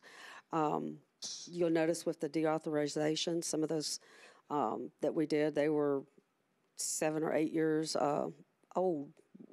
So it takes a long time sometimes. So how do we govern the prioritization of such a large number? $1.8 billion worth of authorized and to-be-built capital projects that have queued up over a number of years. We're adding including this $350 million. Who moves to the back of the line? How is it completed? What is the performance schedule of this work? I'm not sure what the question govern means, but let's just maybe take a couple of examples and you can. Right. There is an authorization in here for the police headquarters. I think there's maybe been some chatter about that. Well, that's a project that's already in process. The recommended allocation for the police headquarters on Murfreesboro Road is to complete that project, which now has been going on for several years. The same thing with the discussion around the jail. This is continued funding to wrap up the project around the jail. We do work in terms of a governance process. We work very closely with General Services on their projects, in particular to monitor the expenses and to make sure that things are staying within budget. But quite frankly, they've had some challenges here recently just because the cost of commodities have gone up. The cost of concrete and steel has increased for them above initial projections. So you have to adapt when you have these very, very large capital projects that come forth. So from a governance standpoint. Fundamentally, it is the mayor's office that it is determining the spending rate, and we're in the $1.8 billion backlog that it occurs. I would say the mayor makes recommendations for this body to consider and approve. Okay. And then two more quick questions. I appreciate everyone's patience. What will be our GO debt? Should, adding this 371, should it go through commercial paper and then be bonded? What will that bring it to? I mean, with our backlog, assuming, I mean, it takes us to, we just went through a process of deauthorization of a little bit of money, assuming that all of our backlog is built, right? It goes forward, and we're now doing true bookkeeping entries. So you've got the currently issued GO debt. I'd appreciate that number. And then the backlog. And then what will the number be with this year's capital spending? And then presumably that'll be all our debt until we get to next year's capital spending plan. I think you're asking two separate questions, and I think we can get you answers to both of those tomorrow. In that, the first question is, how much have you authorized to be spent? The amount that you've authorized to be spent isn't necessarily a one-for-one match for the amount of debt service for the debt service budget, because your debt service budget is going to be driven based on your principal and interest payments on that debt that's been issued. So those are two totally different data sets in terms of your questioning. Okay. Well. Okay. You may have $3 billion of authorized but unissued. I'm just making up a number. I actually asked a slightly different question, but I so that we can get really exact answers for everybody. Question is, what is outstanding? What is authorized but not yet spent, which will soon be outstanding? Okay. What are you considering to be outstanding? Well, that we are paying interest on. So things that have been funded through commercial paper. Well, bonds that Metro is paying interest on, and then debt that we will soon to be paying issue money on, but has already passed through the council, has already authorized, and any change in that would take an affirmative deauthorization, plus this additional spending, assuming that it will also be billed. So, all right, so that to me is probably a very large and important number.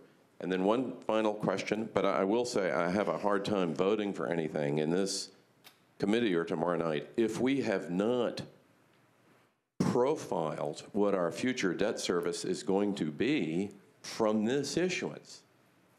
If there's not that, I mean, I think, talk about an issue, an appropriate moment for deferral. How can a council ever vote for a large bond issuance if we have not profiled what our all-in debt service is going to be? We have that. Well, thank you, because we were just talking about how this chart, which is the only thing that we have, has not yet been updated. Okay? And one final question, just the affordable housing, $25 million. The scope of that program for the affordable housing, if you would refer me back to the authorization, of that? Because there'd been discussion last year that it would be for apartment house purchases in order to save affordable units. And then is that appropriation from last year, that's being repurposed to this to the homeless shelter? I'm going to defer this to Mr. Wiltshire, who can provide you some context. Sure. I am not the expert on the permanent supportive housing for the homelessness. Mr. Kelsey is, but to your question, Councilman, yes, my understanding is that the $25 million that was a part of the prior year's capital spending plan is being utilized for this form of affordable housing to create permanent supportive housing for homelessness, and that was the identified best use of it. In terms of the $25 million in this capital spending plan, we are looking at a variety of alternatives for that. And so the idea would be that we would come back to this body once we've put out an RFP to determine sort of the best use of that to most efficiently create the most number of units for specific approval. But it would be things like acquiring housing or making acquisitions to preserve affordable housing. So we are doing an appropriation prior, in effect, to a program authorization. Yeah, I mean, so your question earlier, I think, about sort of how the timing of these things work, obviously there needs to be a variety of steps taken in order to actually put something in place. And until there's sort of a commitment of the dollars, it would be inappropriate, I think, to sort of expend resources to determine that. But yes, that's the plan. I'm grateful. I just worry with this earlier conversation about the sheriff's office of getting things out of order can lead to surprises. I'm Sure. grateful, Madam Chairman. I'd like perhaps to come back later. I know there's a lot of interest in this discussion, and again, It's only 3 of you in the queue, so the floor is yours. This is important. Well, okay. So you said so affirmatively, Director, that you have that debt service projection, including this 351. Could I see it? I don't have it in my hand, but we will get it to this body first thing in the morning. Okay. Well, I just want to warn you, I cannot vote for, as worthy as everything is, of course, often, for anything that does not include, because it's really like a family that's in a little bit of financial concern being mailed another credit card. You worry, and the city demands maybe a little bit better practice. So I look forward to getting that. But again, how we get so far without even having the updated debt service number is a surprise. And with that, I've talked too long, and I'm grateful, Chairman, and let's go to others in the queue. Thank you, Councilman Cooper. Councilman Mendez.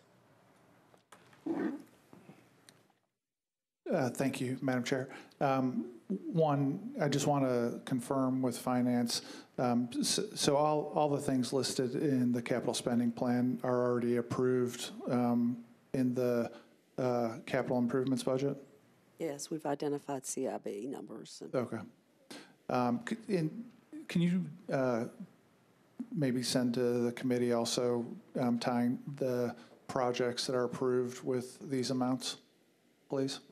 By CIB number? Yes. Yes, we've got that scheduled. Thanks. And then I want to follow up on the affordable housing. When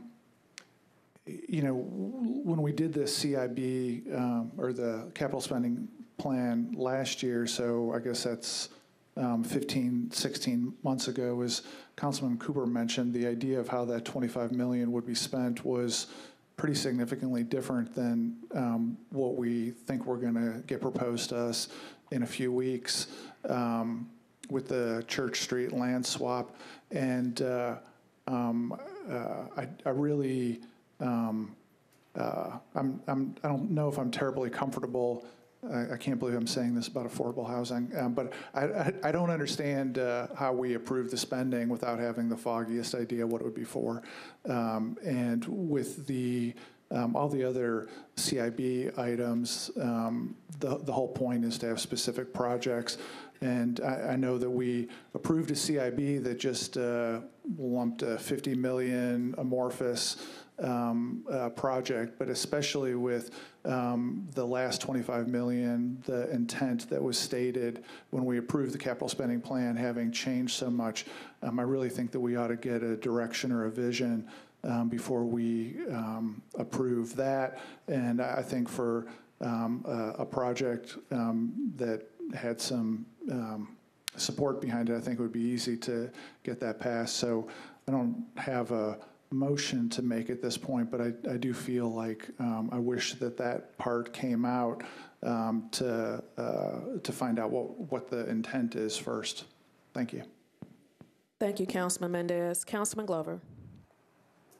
Thank you, Chair. So I want to go back, if I may, because this is an additional $351 million in capital spending.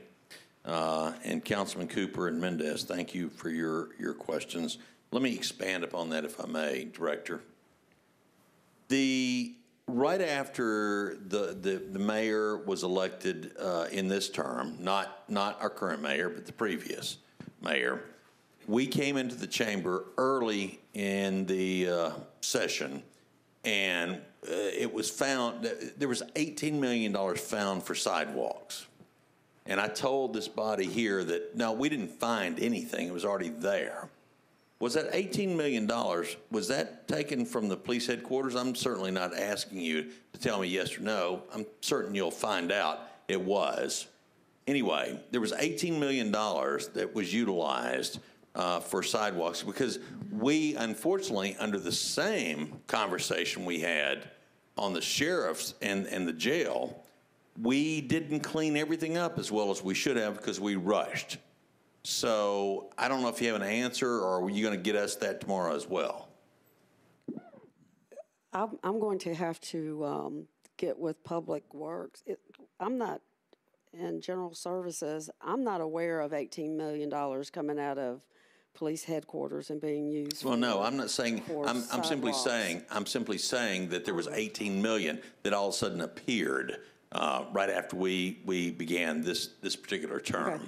Okay, can we just talk about that afterwards? Because I do want to research that one because that one is not coming to my mind at all. So I want to get you a good answer on that. Is that fair? Yeah. No, I'm all fine with this. Then your second question. Okay. Now my next question: the appropriation. If I can, let me go over to our economic development director. Appropriation of money before the administration moves. So I wrote it down. I was quickly writing as you were explaining how we should do our spending. Can you elaborate on that for me, please?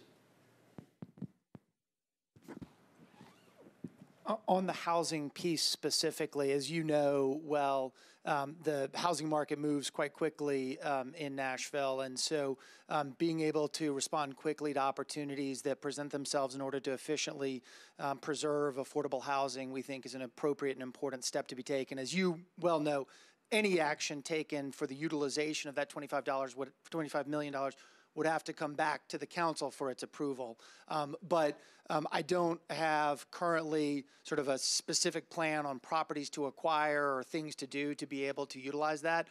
As you may or may not know, housing only recently came into the mayor's office of ECD, and so we're working on developing that plan, but we do think it's an important step to be able to have those funds available, to be able to efficiently go out and approach the marketplace in order to preserve housing. But that is simply a proposal that the mayor has supported and one that we humbly put forward to this body for its consideration. Okay, so let me ask this question, if I may, because I want to expand upon what the answer you just gave me. Whenever you do economic development, whenever you do the things you do these things take place over a 1, 2, 3 week period, or do they take place over a long period of time? If you're asking about traditional economic development projects incentives, those can range from anywhere from as short as, I don't know, maybe 3 weeks. Maybe there's been one, but I can't imagine one much shorter than that, to more commonly 3 to 6 months in terms of an economic development recruitment effort.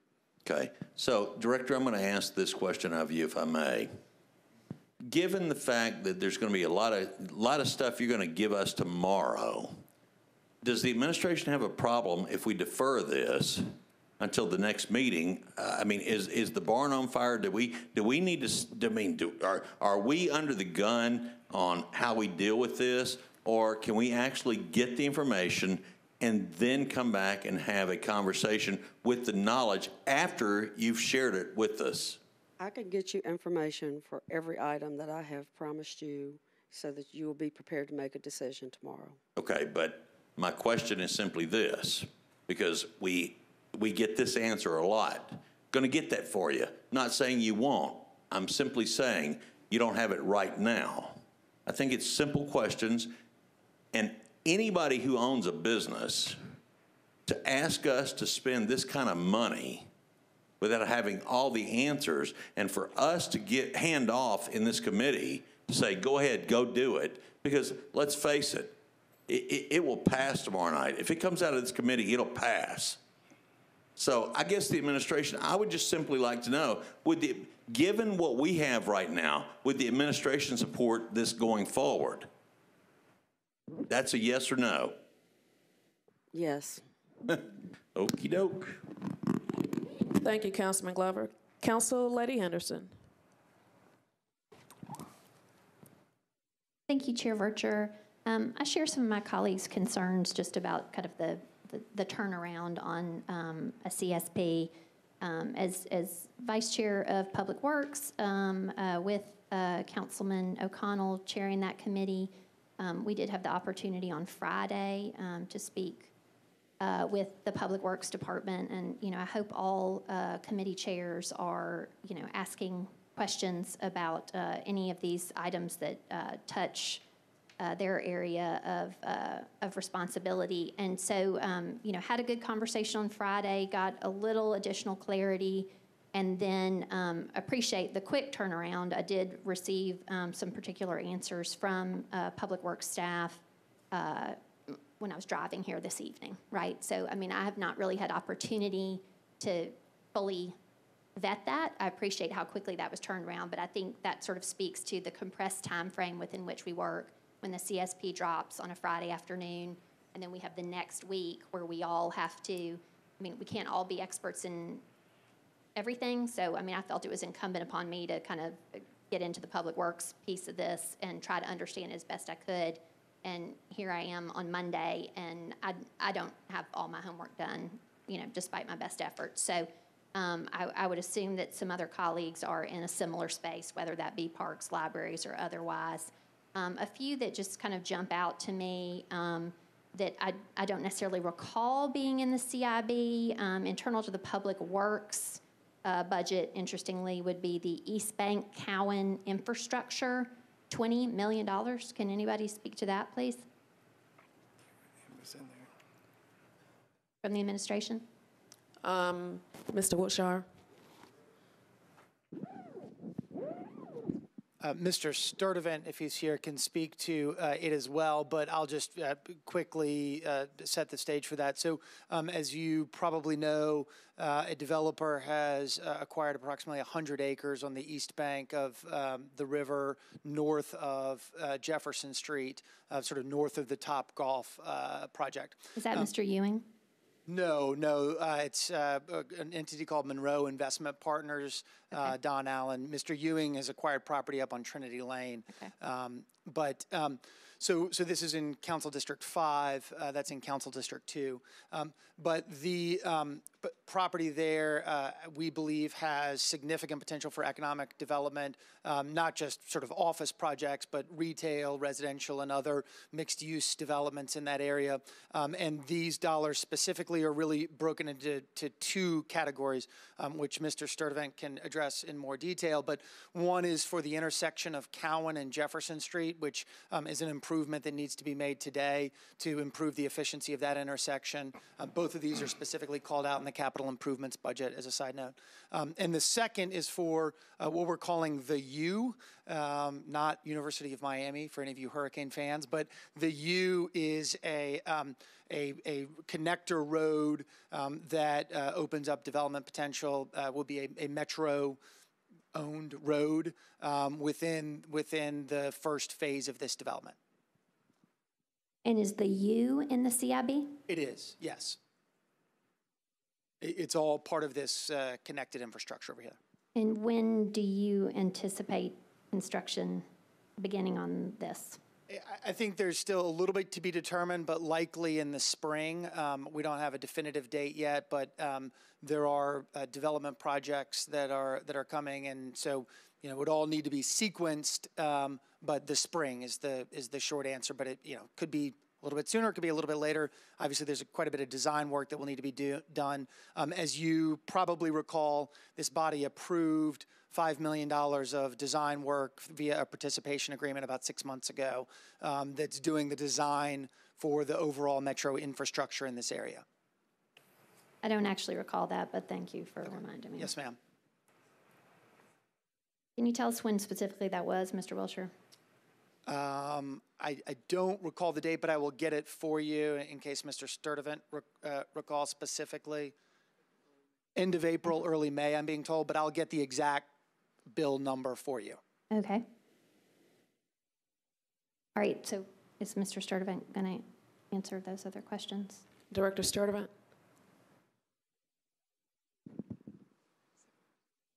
Good evening. Hello, Mr. Sturdivant. You and I spoke on Friday, just looking at the breakdown, the public works budget, and talking about kind of the roadway piece at $15 million and how that might include some intersection improvements, but at present, particular intersection improvements hadn't necessarily been prioritized for purposes of this budget.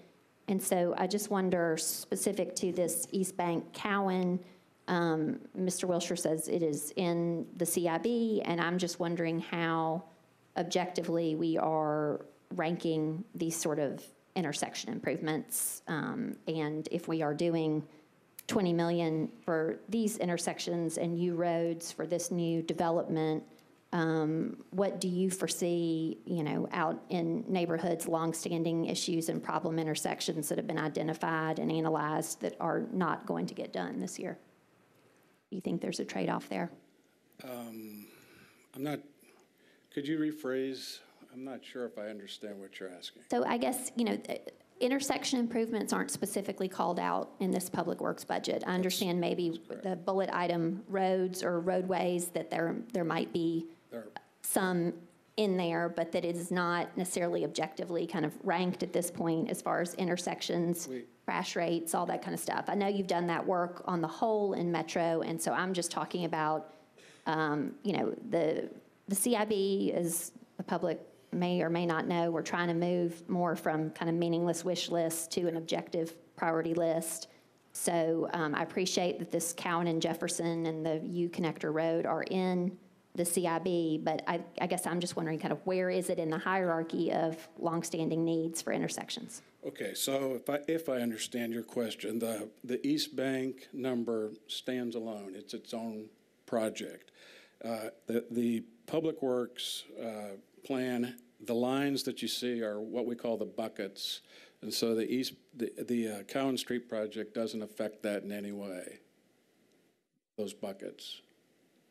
So if I were to ask you, the top 5 intersections from a crash rate perspective that need improving, are those going to be able to be improved out of the $15 million in the roads bucket?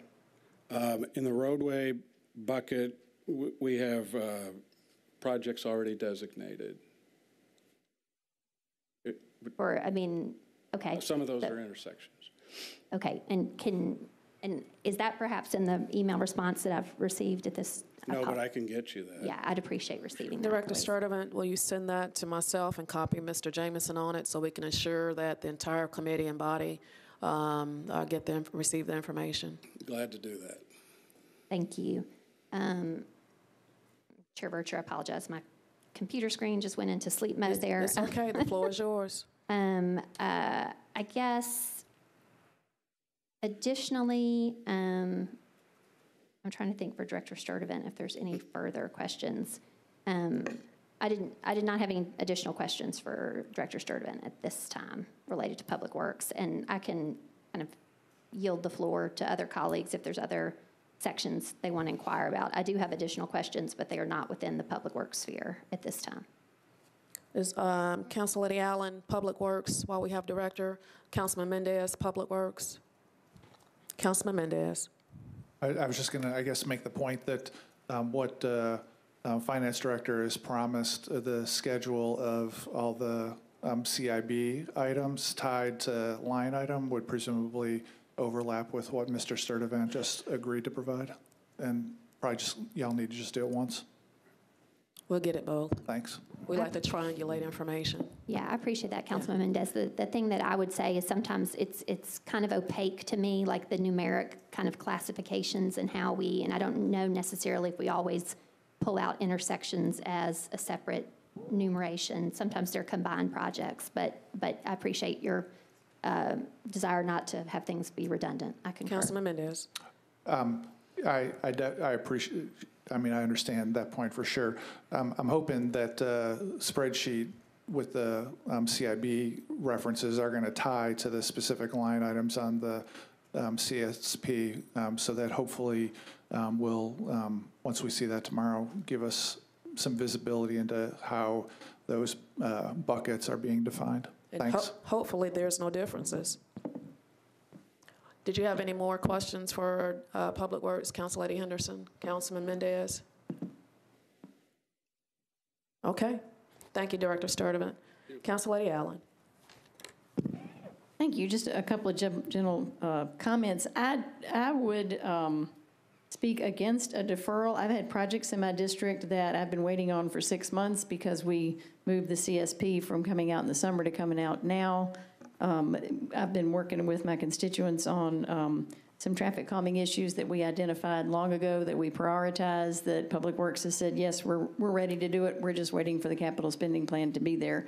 Those show up clearly under traffic calming and under sidewalks and things that are listed on here. So I've got neighbors that are chomping at the bit for things to get started, and I would love to get all their questions answered, and I appreciate the commitment from Director Lomax O'Neill to get that information to us. And then a second point on the affordable housing, just to reiterate again how important preserving existing affordable housing is and having that $25 million available to use in a nimble fashion, so that not having to identify it now at this point, but to rather come to us once you've discovered that someone's about to sell something like the James Robertson Hotel, when we can make a difference and leverage that $25 million to keep that as affordable housing is critical to saving 200 units as opposed to going through the tremendous efforts we've gone through trying to get new stuff built. So I hope that we will keep that funding in there. Thank you. Thank you so much, Council Lady Allen. I'm going to go to Director Lomax O'Neill or Mr. Henson. If you can just briefly explain what a deferral, that impact that it will have on departments. This CSP not only includes Public Works, MMPD, various departments, but it also includes capital for our schools. So I'm going to yield to Director Lomax O'Neill or Mr. Henson just to speak briefly as it relates to the impact a deferral would have on our departments. In layman terms, what that means. Okay, I will speak. I think Mr. Henson needs to speak for Metro Schools, but I'll go first for the general government side of things. There are many projects in here that I mentioned before that literally could stall because they're waiting for funding to continue the buildings, for example, the CJC. Another example of something that I'd like to mention, I don't know if there was any discussion about this before I stepped out, but the purchase of the election voting machines are particularly sensitive in that there's a timeline to get those new machines here. They have to be replaced on schedule. The Election Commission has to have those available no later than April. And we have to do a competitive bid to select the machines because their intent is to use those machines in August of next year. And they have expressed some concerns to me about making sure that this moves forward, and he may be willing to speak to that. also in terms of some of these, but those are just examples of the many projects that are on this list, many of which could be stalled if we don't move ahead. Mr. Henson, you want to speak to the impact for schools? Sure, thank you, Chair Vercher. The majority of our capital spending plan recommendation is deferred maintenance, and so we have a number of our facilities that are in need of HVAC upgrades, electrical and plumbing upgrades. It also includes approximately $15 million for IT and technology out at our schools, and so it would delay the work as it relates to the infrastructure in the schools as well as the IT and computer needs that teachers and students have at the schools. Thank you so much. We still have discussion. Councilman Glover. So, Chair, if I may, Thank you, I'll Mr. ask. Henson. Yeah, I'll ask. Actually, I would like to ask Mr. Henson Oh, Mr. to stay Henson. here with your permission for me to ask this question. When exactly did the Finance Department receive the request from schools on what was needed? Was it 3.5 weeks ago? Was it 4 months ago? When exactly was that? Is this for me? Yes. Well, with the permission of the chair. Yeah, Mr. Henson. Chair Vercher, yes. The Board of Education approved the 6-year capital improvement budget request back at the end of January of 2018. And then from that original CIB request, then we have what's being recommended currently at $60 million. Okay, so I just want to make sure I got a timeline clear here in my head, Chair. So this is not something that happened a month ago. Am I correct on that? It happened several months ago. Yes. Okay. According to Mr. Henson, I'm trying to see where you're going with this. And I'm trying to be Councilmember. polite and ask the questions appropriately. But I also think it's important for this committee to understand what happens every time they come and say, oh, we got to do it now. If we don't do it now, and this is where we get in trouble, because we spend money and, you know, we can bring up the jail again, $113 million. Councilman Glover is the one who brought it up. Yeah, I brought it because that was the information we had at the time. So, so I'm going to ask Director Lomax a question one more time. Did all of this just come together less than a month ago on what all was needed throughout the entire metropolitan government? No, sir. If you recall, the Metro Council decided not to move the capital spending plan with the operating budget, and we have been looking at this information for several months, and probably, Chris, you can keep me honest on this one, maybe 4 to 6 weeks ago, we sent a few scenarios to Mr. Henson and said, if we funded you at various levels, what would you cover at these various funding levels? So that's correct. Is that fair? That's correct. And this is the list of priorities from the school board of what they would choose to do based upon the funding level that's recommended. Okay, and Chair, so let me just expand upon that answer, if I may, for a second. I appreciate the fact that we're, quote, putting it off until now, but I'm not seeing that we're actually being respected in the chamber where we're getting the information any earlier. We literally got it this past Friday. We got it 1 week ago, Friday. That's when we got the information. And it's our job to try and understand what is what. So while I appreciate the fact that we put it off until now, the lack of respect shown to this council is almost unbelievable, because I think the intention was to where we could understand it better.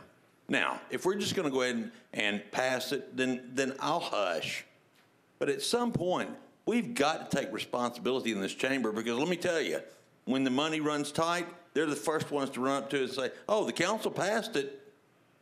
So I hope we do support the deferral, and we can get our questions answered without being under the microscope and without being in such a hurry and making mistakes. Thank you, Mr. Henson. Thank you, Mr. Glover.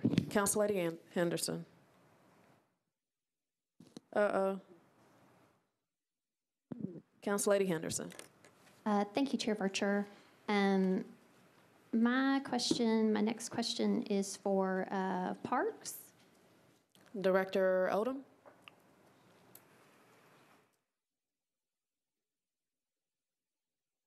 Hang in there with me, guys. Yes.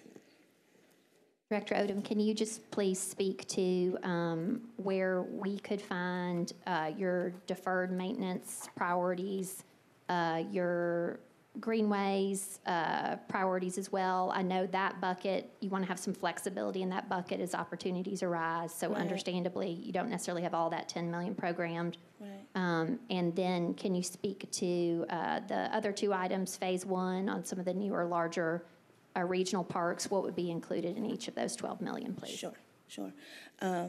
So for deferred maintenance, again, we need some flexibility there. That's a number of repair and maintenance projects across the park system, including some paving, HVAC, and roofing, and playground equipment and things like that across the system.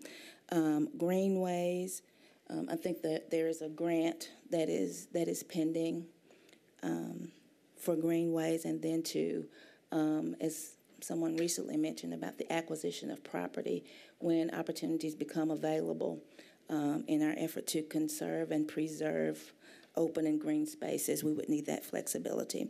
In terms of Mill Ridge Park and Ravenwood, the master plans for those large parks were completed in December, and this would allow us to begin working on phase 1A of both of those projects. And what does phase 1A for these projects include? I'm going to defer to Tim Nage on the detail for that. At Mill Ridge, a significant percentage of those funds, up to about 40%, will be spent on infrastructure on those sites, intersection improvements, parking, utilities, and the remainder will be spent on actual park improvements. That will include Great Lawn, regional destination playground and spray pad, sport courts, picnic shelters, landscaping, and other improvements.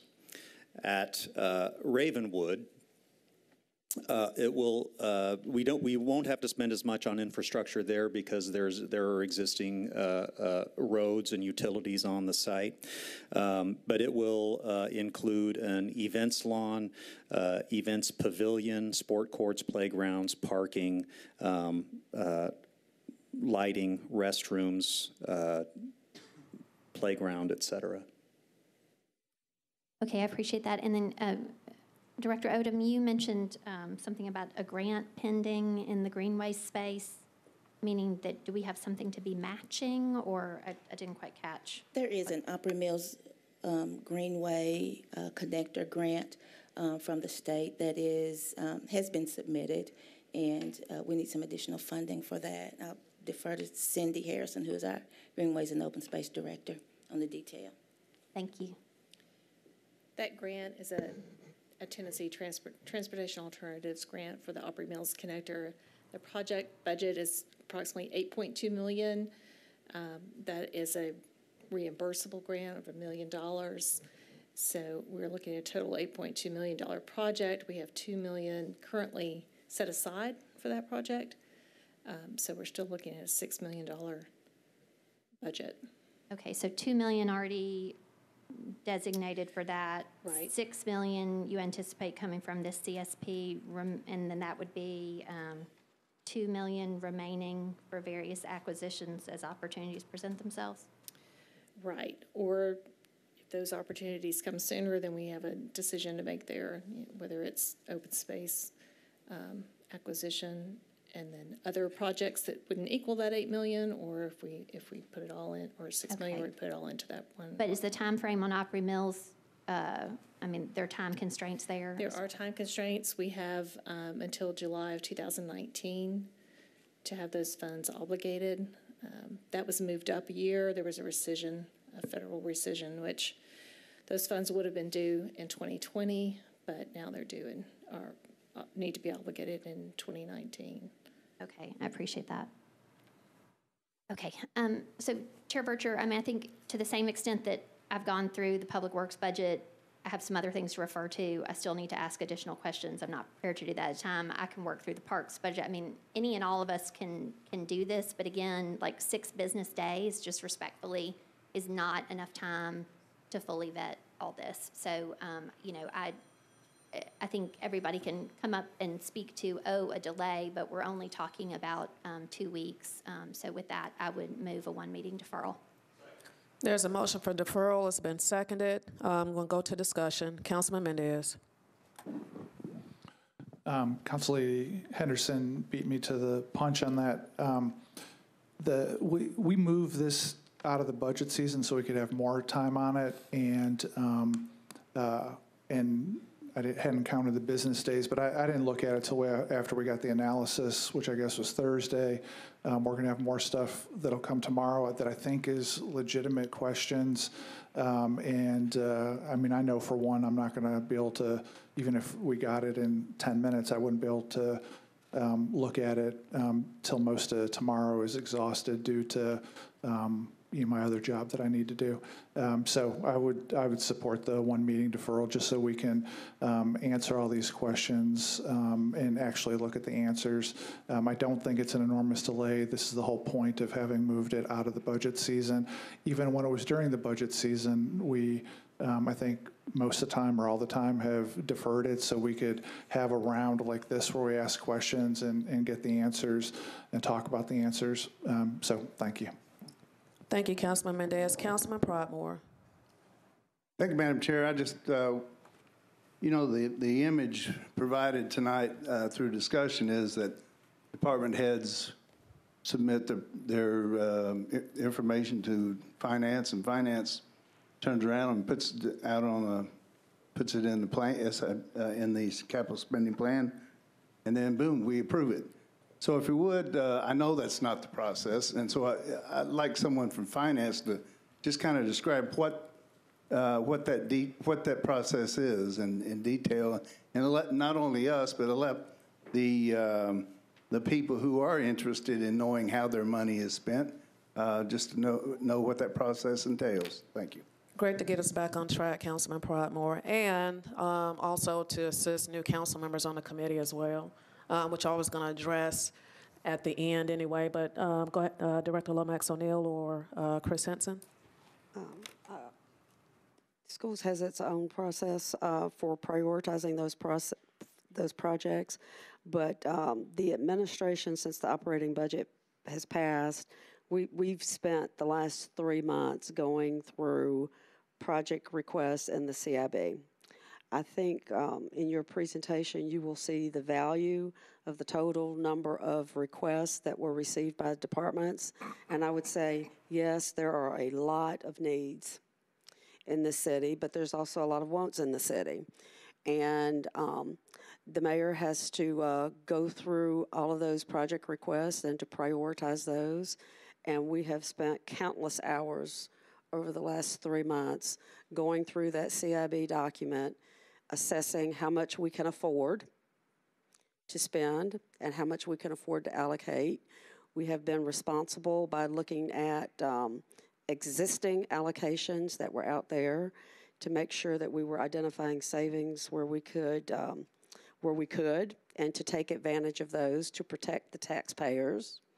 And you will see that we have tried to be responsible and to bring back to this body an opportunity to deauthorize amounts where we felt it would be to the benefit of the city. But then even after that deauthorization, we realized that there are still continued needs in the city of things that need to be done because we're a growing city and our infrastructure needs in particular are increasing. I think the single largest increase in this capital spending plan is for public works, and it's because the city has a great number of needs that it needs to address. So the only thing I can do is to tell you that we have looked at billions of dollars of requests. We have prioritized those items for what we can afford to do today. Thank you. Councilman Prodmore.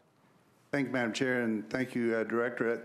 Just want to tell you how much we do appreciate the fact of how much work has gone into the CIB, and no one, and I'm sure there's not a taxpayer out there that would just look at the suggestion, look at the submitted amount, and expect the finance department to just put a rubber stamp on it. So we certainly appreciate you scrutinizing all the requests and the work that's involved. Thank you. Thank you, Councilman Prodmore. Councilman Cooper. Oh, thank you. Just very briefly and following up on Council Lady Henderson's motion. And to repeat this, we need complete, accurate debt service projections before this committee should vote on this. This is the Budget and Finance Committee. This is where the discussion goes on. Unless you know what the financial consequences are of a major bonding, you should not be doing this if you're going to have a committee. We need to know the consequences of this and how we're planning on paying for it. All of it is worthy, and we appreciate and love everybody who's worked so hard to make our city great. But just as a matter of process, we have to know accurate and complete debt projections. We have to know accurately what the anticipated backlog is going to be, and we need to know our total debt, both outstanding and encumbered. And I think it's just expected out of us by everybody in the county. Thank you, Chairman. Thank you so much, Councilman Cooper. Councilman Glover. Just very quickly, I'd like to kind of piggyback on that. If we do defer this tonight in committee, Mr. Jameson, then it's automatically deferred by rule tomorrow night. Is that correct? Absent a suspension, correct. Okay, perfect. So my question is simply this to finance. Given what you've told us we're going to get tomorrow, are we still going to get all that information even if it's deferred tonight? That's my final question. We will get you all of the things that finance has promised you. Thank you. Thank you, Councilman Cooper. I'm going to ask Mr. Henson, what does a one-meeting deferral do for the impact for schools? If we're talking a 2-week delay, you know, we just won't start yet on the projects that we have included in the capital spending plan, the technology, the IT, the infrastructure, and the deferred maintenance. We'll be just delaying that for 2 weeks if it's a 2-week delay.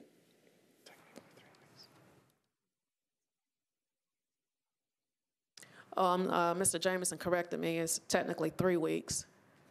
Yeah. Thank you, Mr. Henson.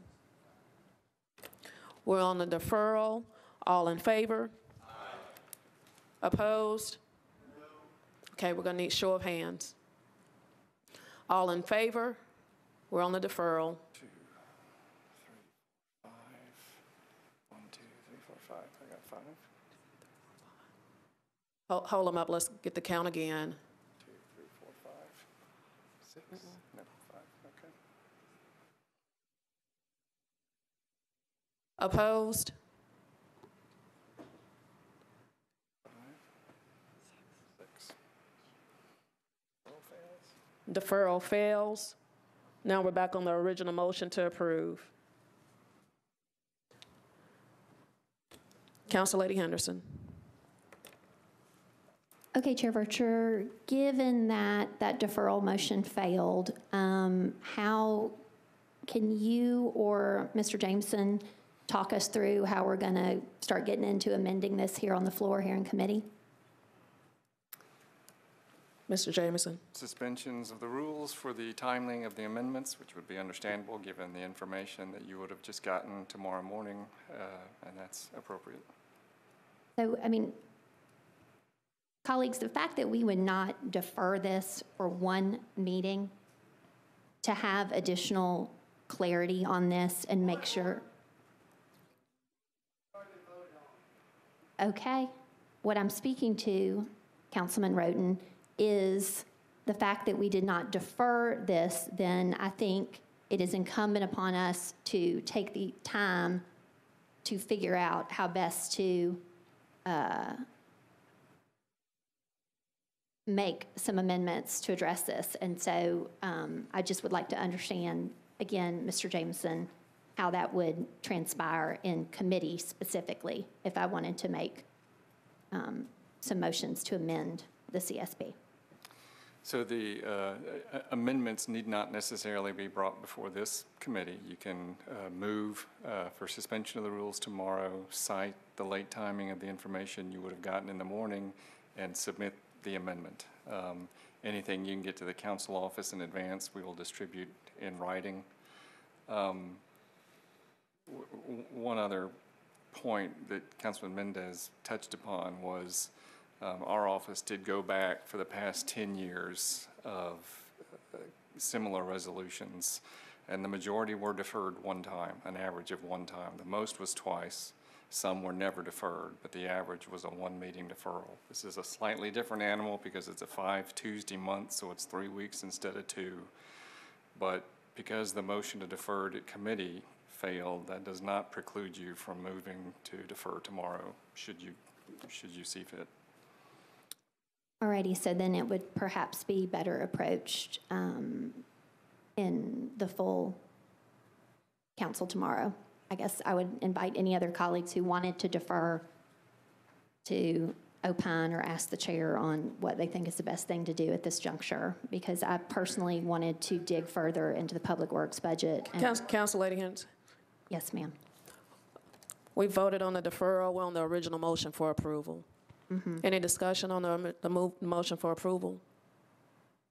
Yeah, that's what I'm discussing Not right the now. deferral, Council Lady Henderson. Well, I guess then what I'm saying is that I'm not going to vote to On the motion for approval? Yeah, I will be voting no on this because we did not have the good sense to defer it for one. Councilman Glover. So I'm going to go ahead and make this statement. I'm trying to figure out why we come down here. If we're going to go ahead and do it and rubber stamp it, then I'm trying to figure out why we spend our time down here, because this is what we always do. We do a good job at rubber stamping. So I'm going to vote no also. Thank you. Okay, seeing no further discussion, all in favor? Aye. Opposed? No. We need a show of hands. All in favor? 6. Opposed? 2, 3, 4, 5, 6 to 5. Resolution is recommended. Now we're on RS 2018-1455.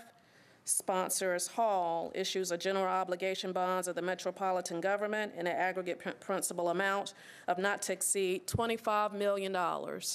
Councilman Hall. Hit the pressure button. I got you. I'm going to move for a one-meeting deferral with a brief explanation. There's a motion for a one-meeting deferral. It's been moved and seconded. The floor is yours. For the sake of time, based on all the conversations we've had so far up to this, which lead actually into this particular resolution, so as to have very specific allocations and projects associated by line item to make sure that everything that has been in the CIB previously that needs to be requested for this, I'm moving for a one-meeting deferral so that I can make sure that these additional specific costs, not estimations, are included properly. Were you seeking recognition, Councilman Mendez? Seeing no further discussion, all in favor? Opposed? Resolution is deferred. Now we're on to a late file resolution. This is RS 2018-1458. Sponsor Virture accepts a grant transfer from the MDHA from HUD for the Homeless Management Information System to Metro Government through the Metro Social Services Commission's Homeless Impact Division. Do I need to suspend the rules? You can tomorrow. Okay. I'm going to have Ms., is there a motion? Okay, it's been moved and seconded. I'm going to have Ms. Thackett come up and explain this late file and the timeliness of it also. Judy Tackett, Director of the Homeless Impact Division. This is the grant for the position that will be transferred to us. The timeliness is that right now, since July, we in the community have not officially had an HMS administrator. We've been together, our division with MDHA and the former HMS administrator working together to maintain the system as well as we can. When we looked at, the next meeting will be 3 weeks from now. It really matters because we are also a small staff, and we have one person going out on maternity leave. We are short one person as is, so that's why we did the late filing. Is there any discussion on the late file? Councilman Mendez. I guess this is a question for Mr. Jameson. So in the package that got emailed to us, there's 40 pages after this. I'm sure I must just be missing it, but in the actual resolution, I don't see a reference to what that stuff is. It's and I'll defer to Ms. Tackett because I got maybe 2 minutes to look at it, but I believe it's the actual software management company that would be managing the management information system. So, I mean, why is, it's just weird that we've got a resolution that makes no reference whatsoever to an attachment, and then there's 40 pages attached. Like, what are we doing with that? In an abundance of caution, we got it from MDHA and Social Services, and we included it in the packet. But in terms of exactly why it's there, I saw it 2 minutes before the packet went out. So it's late filed for a reason, but that's the best I can offer at this amount of time. Well, I think it's highly unusual to have a resolution that attaches 40 pages of stuff with no reference whatsoever to it. Whether we're adopting it, approving it, there's no description of what it is. I understand the time commitment, but if we're going to have it late filed anyway, my recommendation would be, I mean, I don't think we should approve a resolution that doesn't even describe what it is we're attaching. Like, I think they should just try again tomorrow. Ms. Tackett? What I have, so what's attached, from our perspective at Social Services, we're followed what we were told, and that we just attached everything that we've had. And what that includes is, one, the grant approval. It includes documentation from HUD that they're approving this removal for the grant, and that they're approving the HMAS lead change. And then much of the attachment includes the entire vendor contract that goes with that. Mr. Harmon has clarified that it's the memorandum of understanding that is attached that is referenced in Section 1 of the late filed resolution. I would appreciate if the administration or whoever is sponsoring this would take the opportunity to fix this and bring it to us again tomorrow. Otherwise, I mean, it is nonsensical on its face to have an attachment that's not referenced. Thank you, Councilman Mendez. I think what I see on the legislation, they don't get in the packet. Council Lady Allen. Thank you, Madam Chair. I appreciate Mr. Mendez and his attention to detail. It sounds like what he's asking for is a late filed amendment tomorrow that adds language to explain what the attachment is and what we should do with it. Am I understanding that correctly? And can the administration produce that? Mr. Harmon.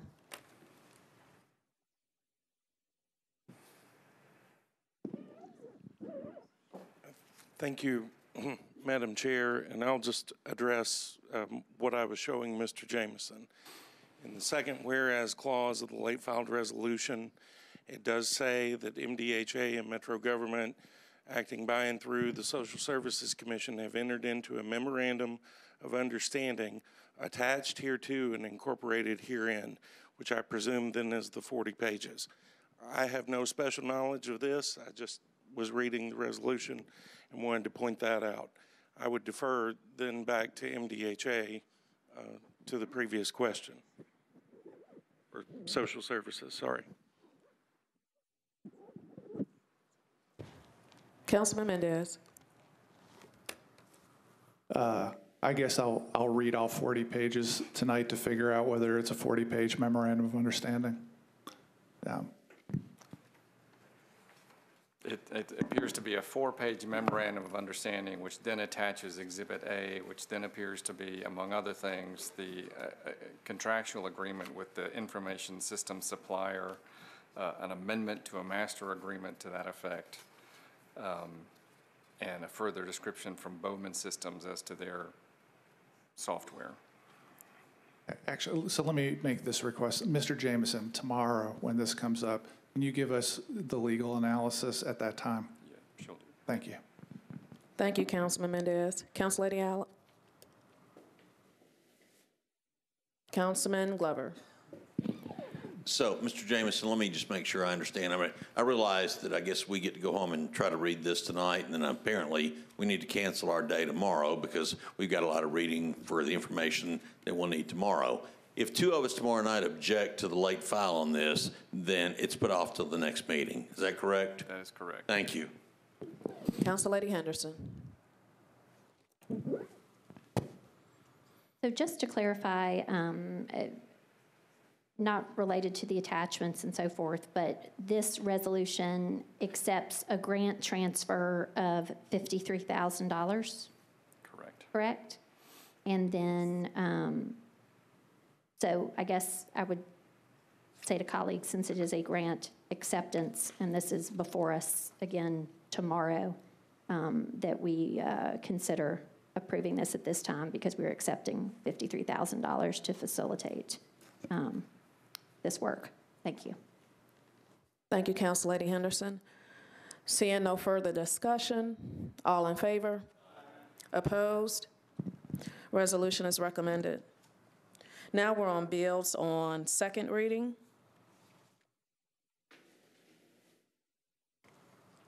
And it's BL 2018-1188, sponsors Cooper and Vercher, amends the Metro Code by inserting a new subsection in Chapter 2.24 to establish procedures for high-value real property transactions. Councilman Cooper.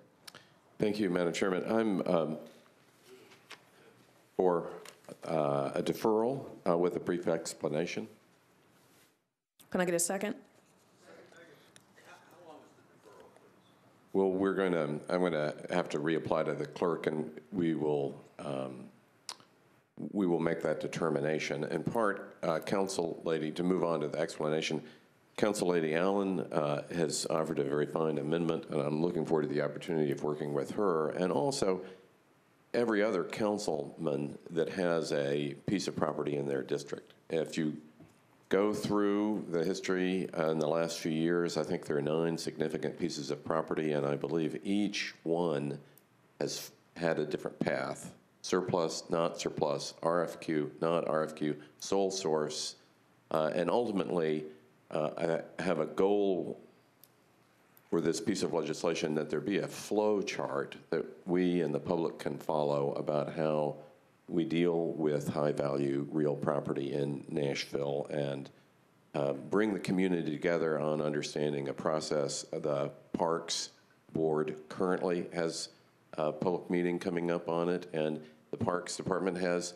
its own set of rules about how to apply with this, with an RFQ process. But it's an RFQ from a sole source bid, basically, on the park. So with this level of complexity and with everyone's help, I hope to create this process. And again, I'm very grateful to Council Lady Allen and look forward to working with her on a finished bill. Thank you.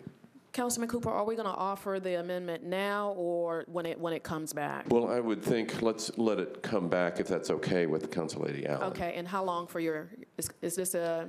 Well, we'll file this with the clerk in the next few days. Okay.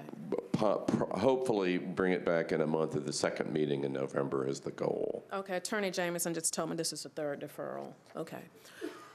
Any more discussion on a deferral? Councilman Glover. Yes, Chair. So I'm going to ask the sponsor if he would consider doing an indefinite deferral. Therefore, when he's ready to bring it back, he actually will have that on his agenda to where he can bring it back. Your suggestion is already adopted. Thank you.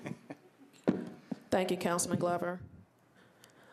Seeing no further discussion, all in favor on indefinite deferral? Opposed? It's indefinitely deferred. Now we're on BL 2018-1334, sponsor Henderson, amends the Metro Code to impose the full privilege tax allowed under state law upon the sale of tickets to events at the new Major League Soccer Stadium, to eliminate general fund subsidy for debt service, and to better support future maintenance. Councilwoman Henderson. I'd like to move to defer one meeting, please. There's a motion to defer one meeting. Seeing no discussion, all in favor? Opposed? It's deferred for one meeting. We're on BL 2018-1335, sponsors Vircher and Freeman, approves an agreement between the Metro Nashville Police Department and Airborne Public Safety Association for accreditation of MMPD's aviation unit. Is there a motion? It's been moved and properly seconded. Seeing no discussion, all in favor? Opposed? Bill is recommended. BL 2018-1336, sponsors Haywood, Vircher, and others, approves amendments to an intergovernmental license agreement between Metro government and the state of Tennessee, and an easement agreement between Metro government and William G. Hitt, trustee for the William G. Hitt GST exempt trust, both pertaining to the Whites Creek Greenway. Is there a motion? It's been moved and properly seconded. Seeing no discussion, all in favor? Opposed? Bill is recommended. BL 2018-1338, sponsors Henderson, Vircher, and others, authorizes the acquisition of certain right-of-way easements, drainage easements, temporary construction easements, and property rights for purposes of Old Harding Pike sidewalk improvements. Is there a motion? It's been moved and properly seconded. Seeing no discussion, all in favor? Opposed? Bill is recommended. Now we're on bills on third reading. There's a substitute bill, BL 2018-1314, sponsor Cooper, amends the requirements for the Blue Ribbon Commission as established by substitute ordinance BL 2018-1184, consistent with the annual operating budget for fiscal year 2019. Councilman Cooper. Thank you, Chairman Lady. I move the substitute. It's already been substituted. Already been substituted. Then I would. Did you have an amendment to the substitute? Yes. Okay, so you need to move the amendment. I'd like to move the amendment to the substitute. It's been moved and properly seconded. Any discussion on the amendment? Just for the committee, Councilman Cooper, can you articulate the amendment? Well, I'll defer to our counsel. It's viewed as a technical correction, truing up some of the paragraphs. Okay, Attorney Jameson. The substitute had a slight inconsistency with respect to the number of ex officios. So this clarifies that there are now a total of 13 members, 3 of which are ex officio, and those ex officio members would be the Director of Finance or her designee, the Director of Legal or his designee, and a representative from the Mayor's office. Thank you, Mr. Jameson. Seeing no discussion on the amendment, all in favor? Opposed? Amendment passes. Now we're on the bill, the substitute as amended. Councilman Cooper. So move the approval. It's been moved and seconded. Seeing no discussion, all in favor? Opposed? Bill is recommended. And we are adjourned.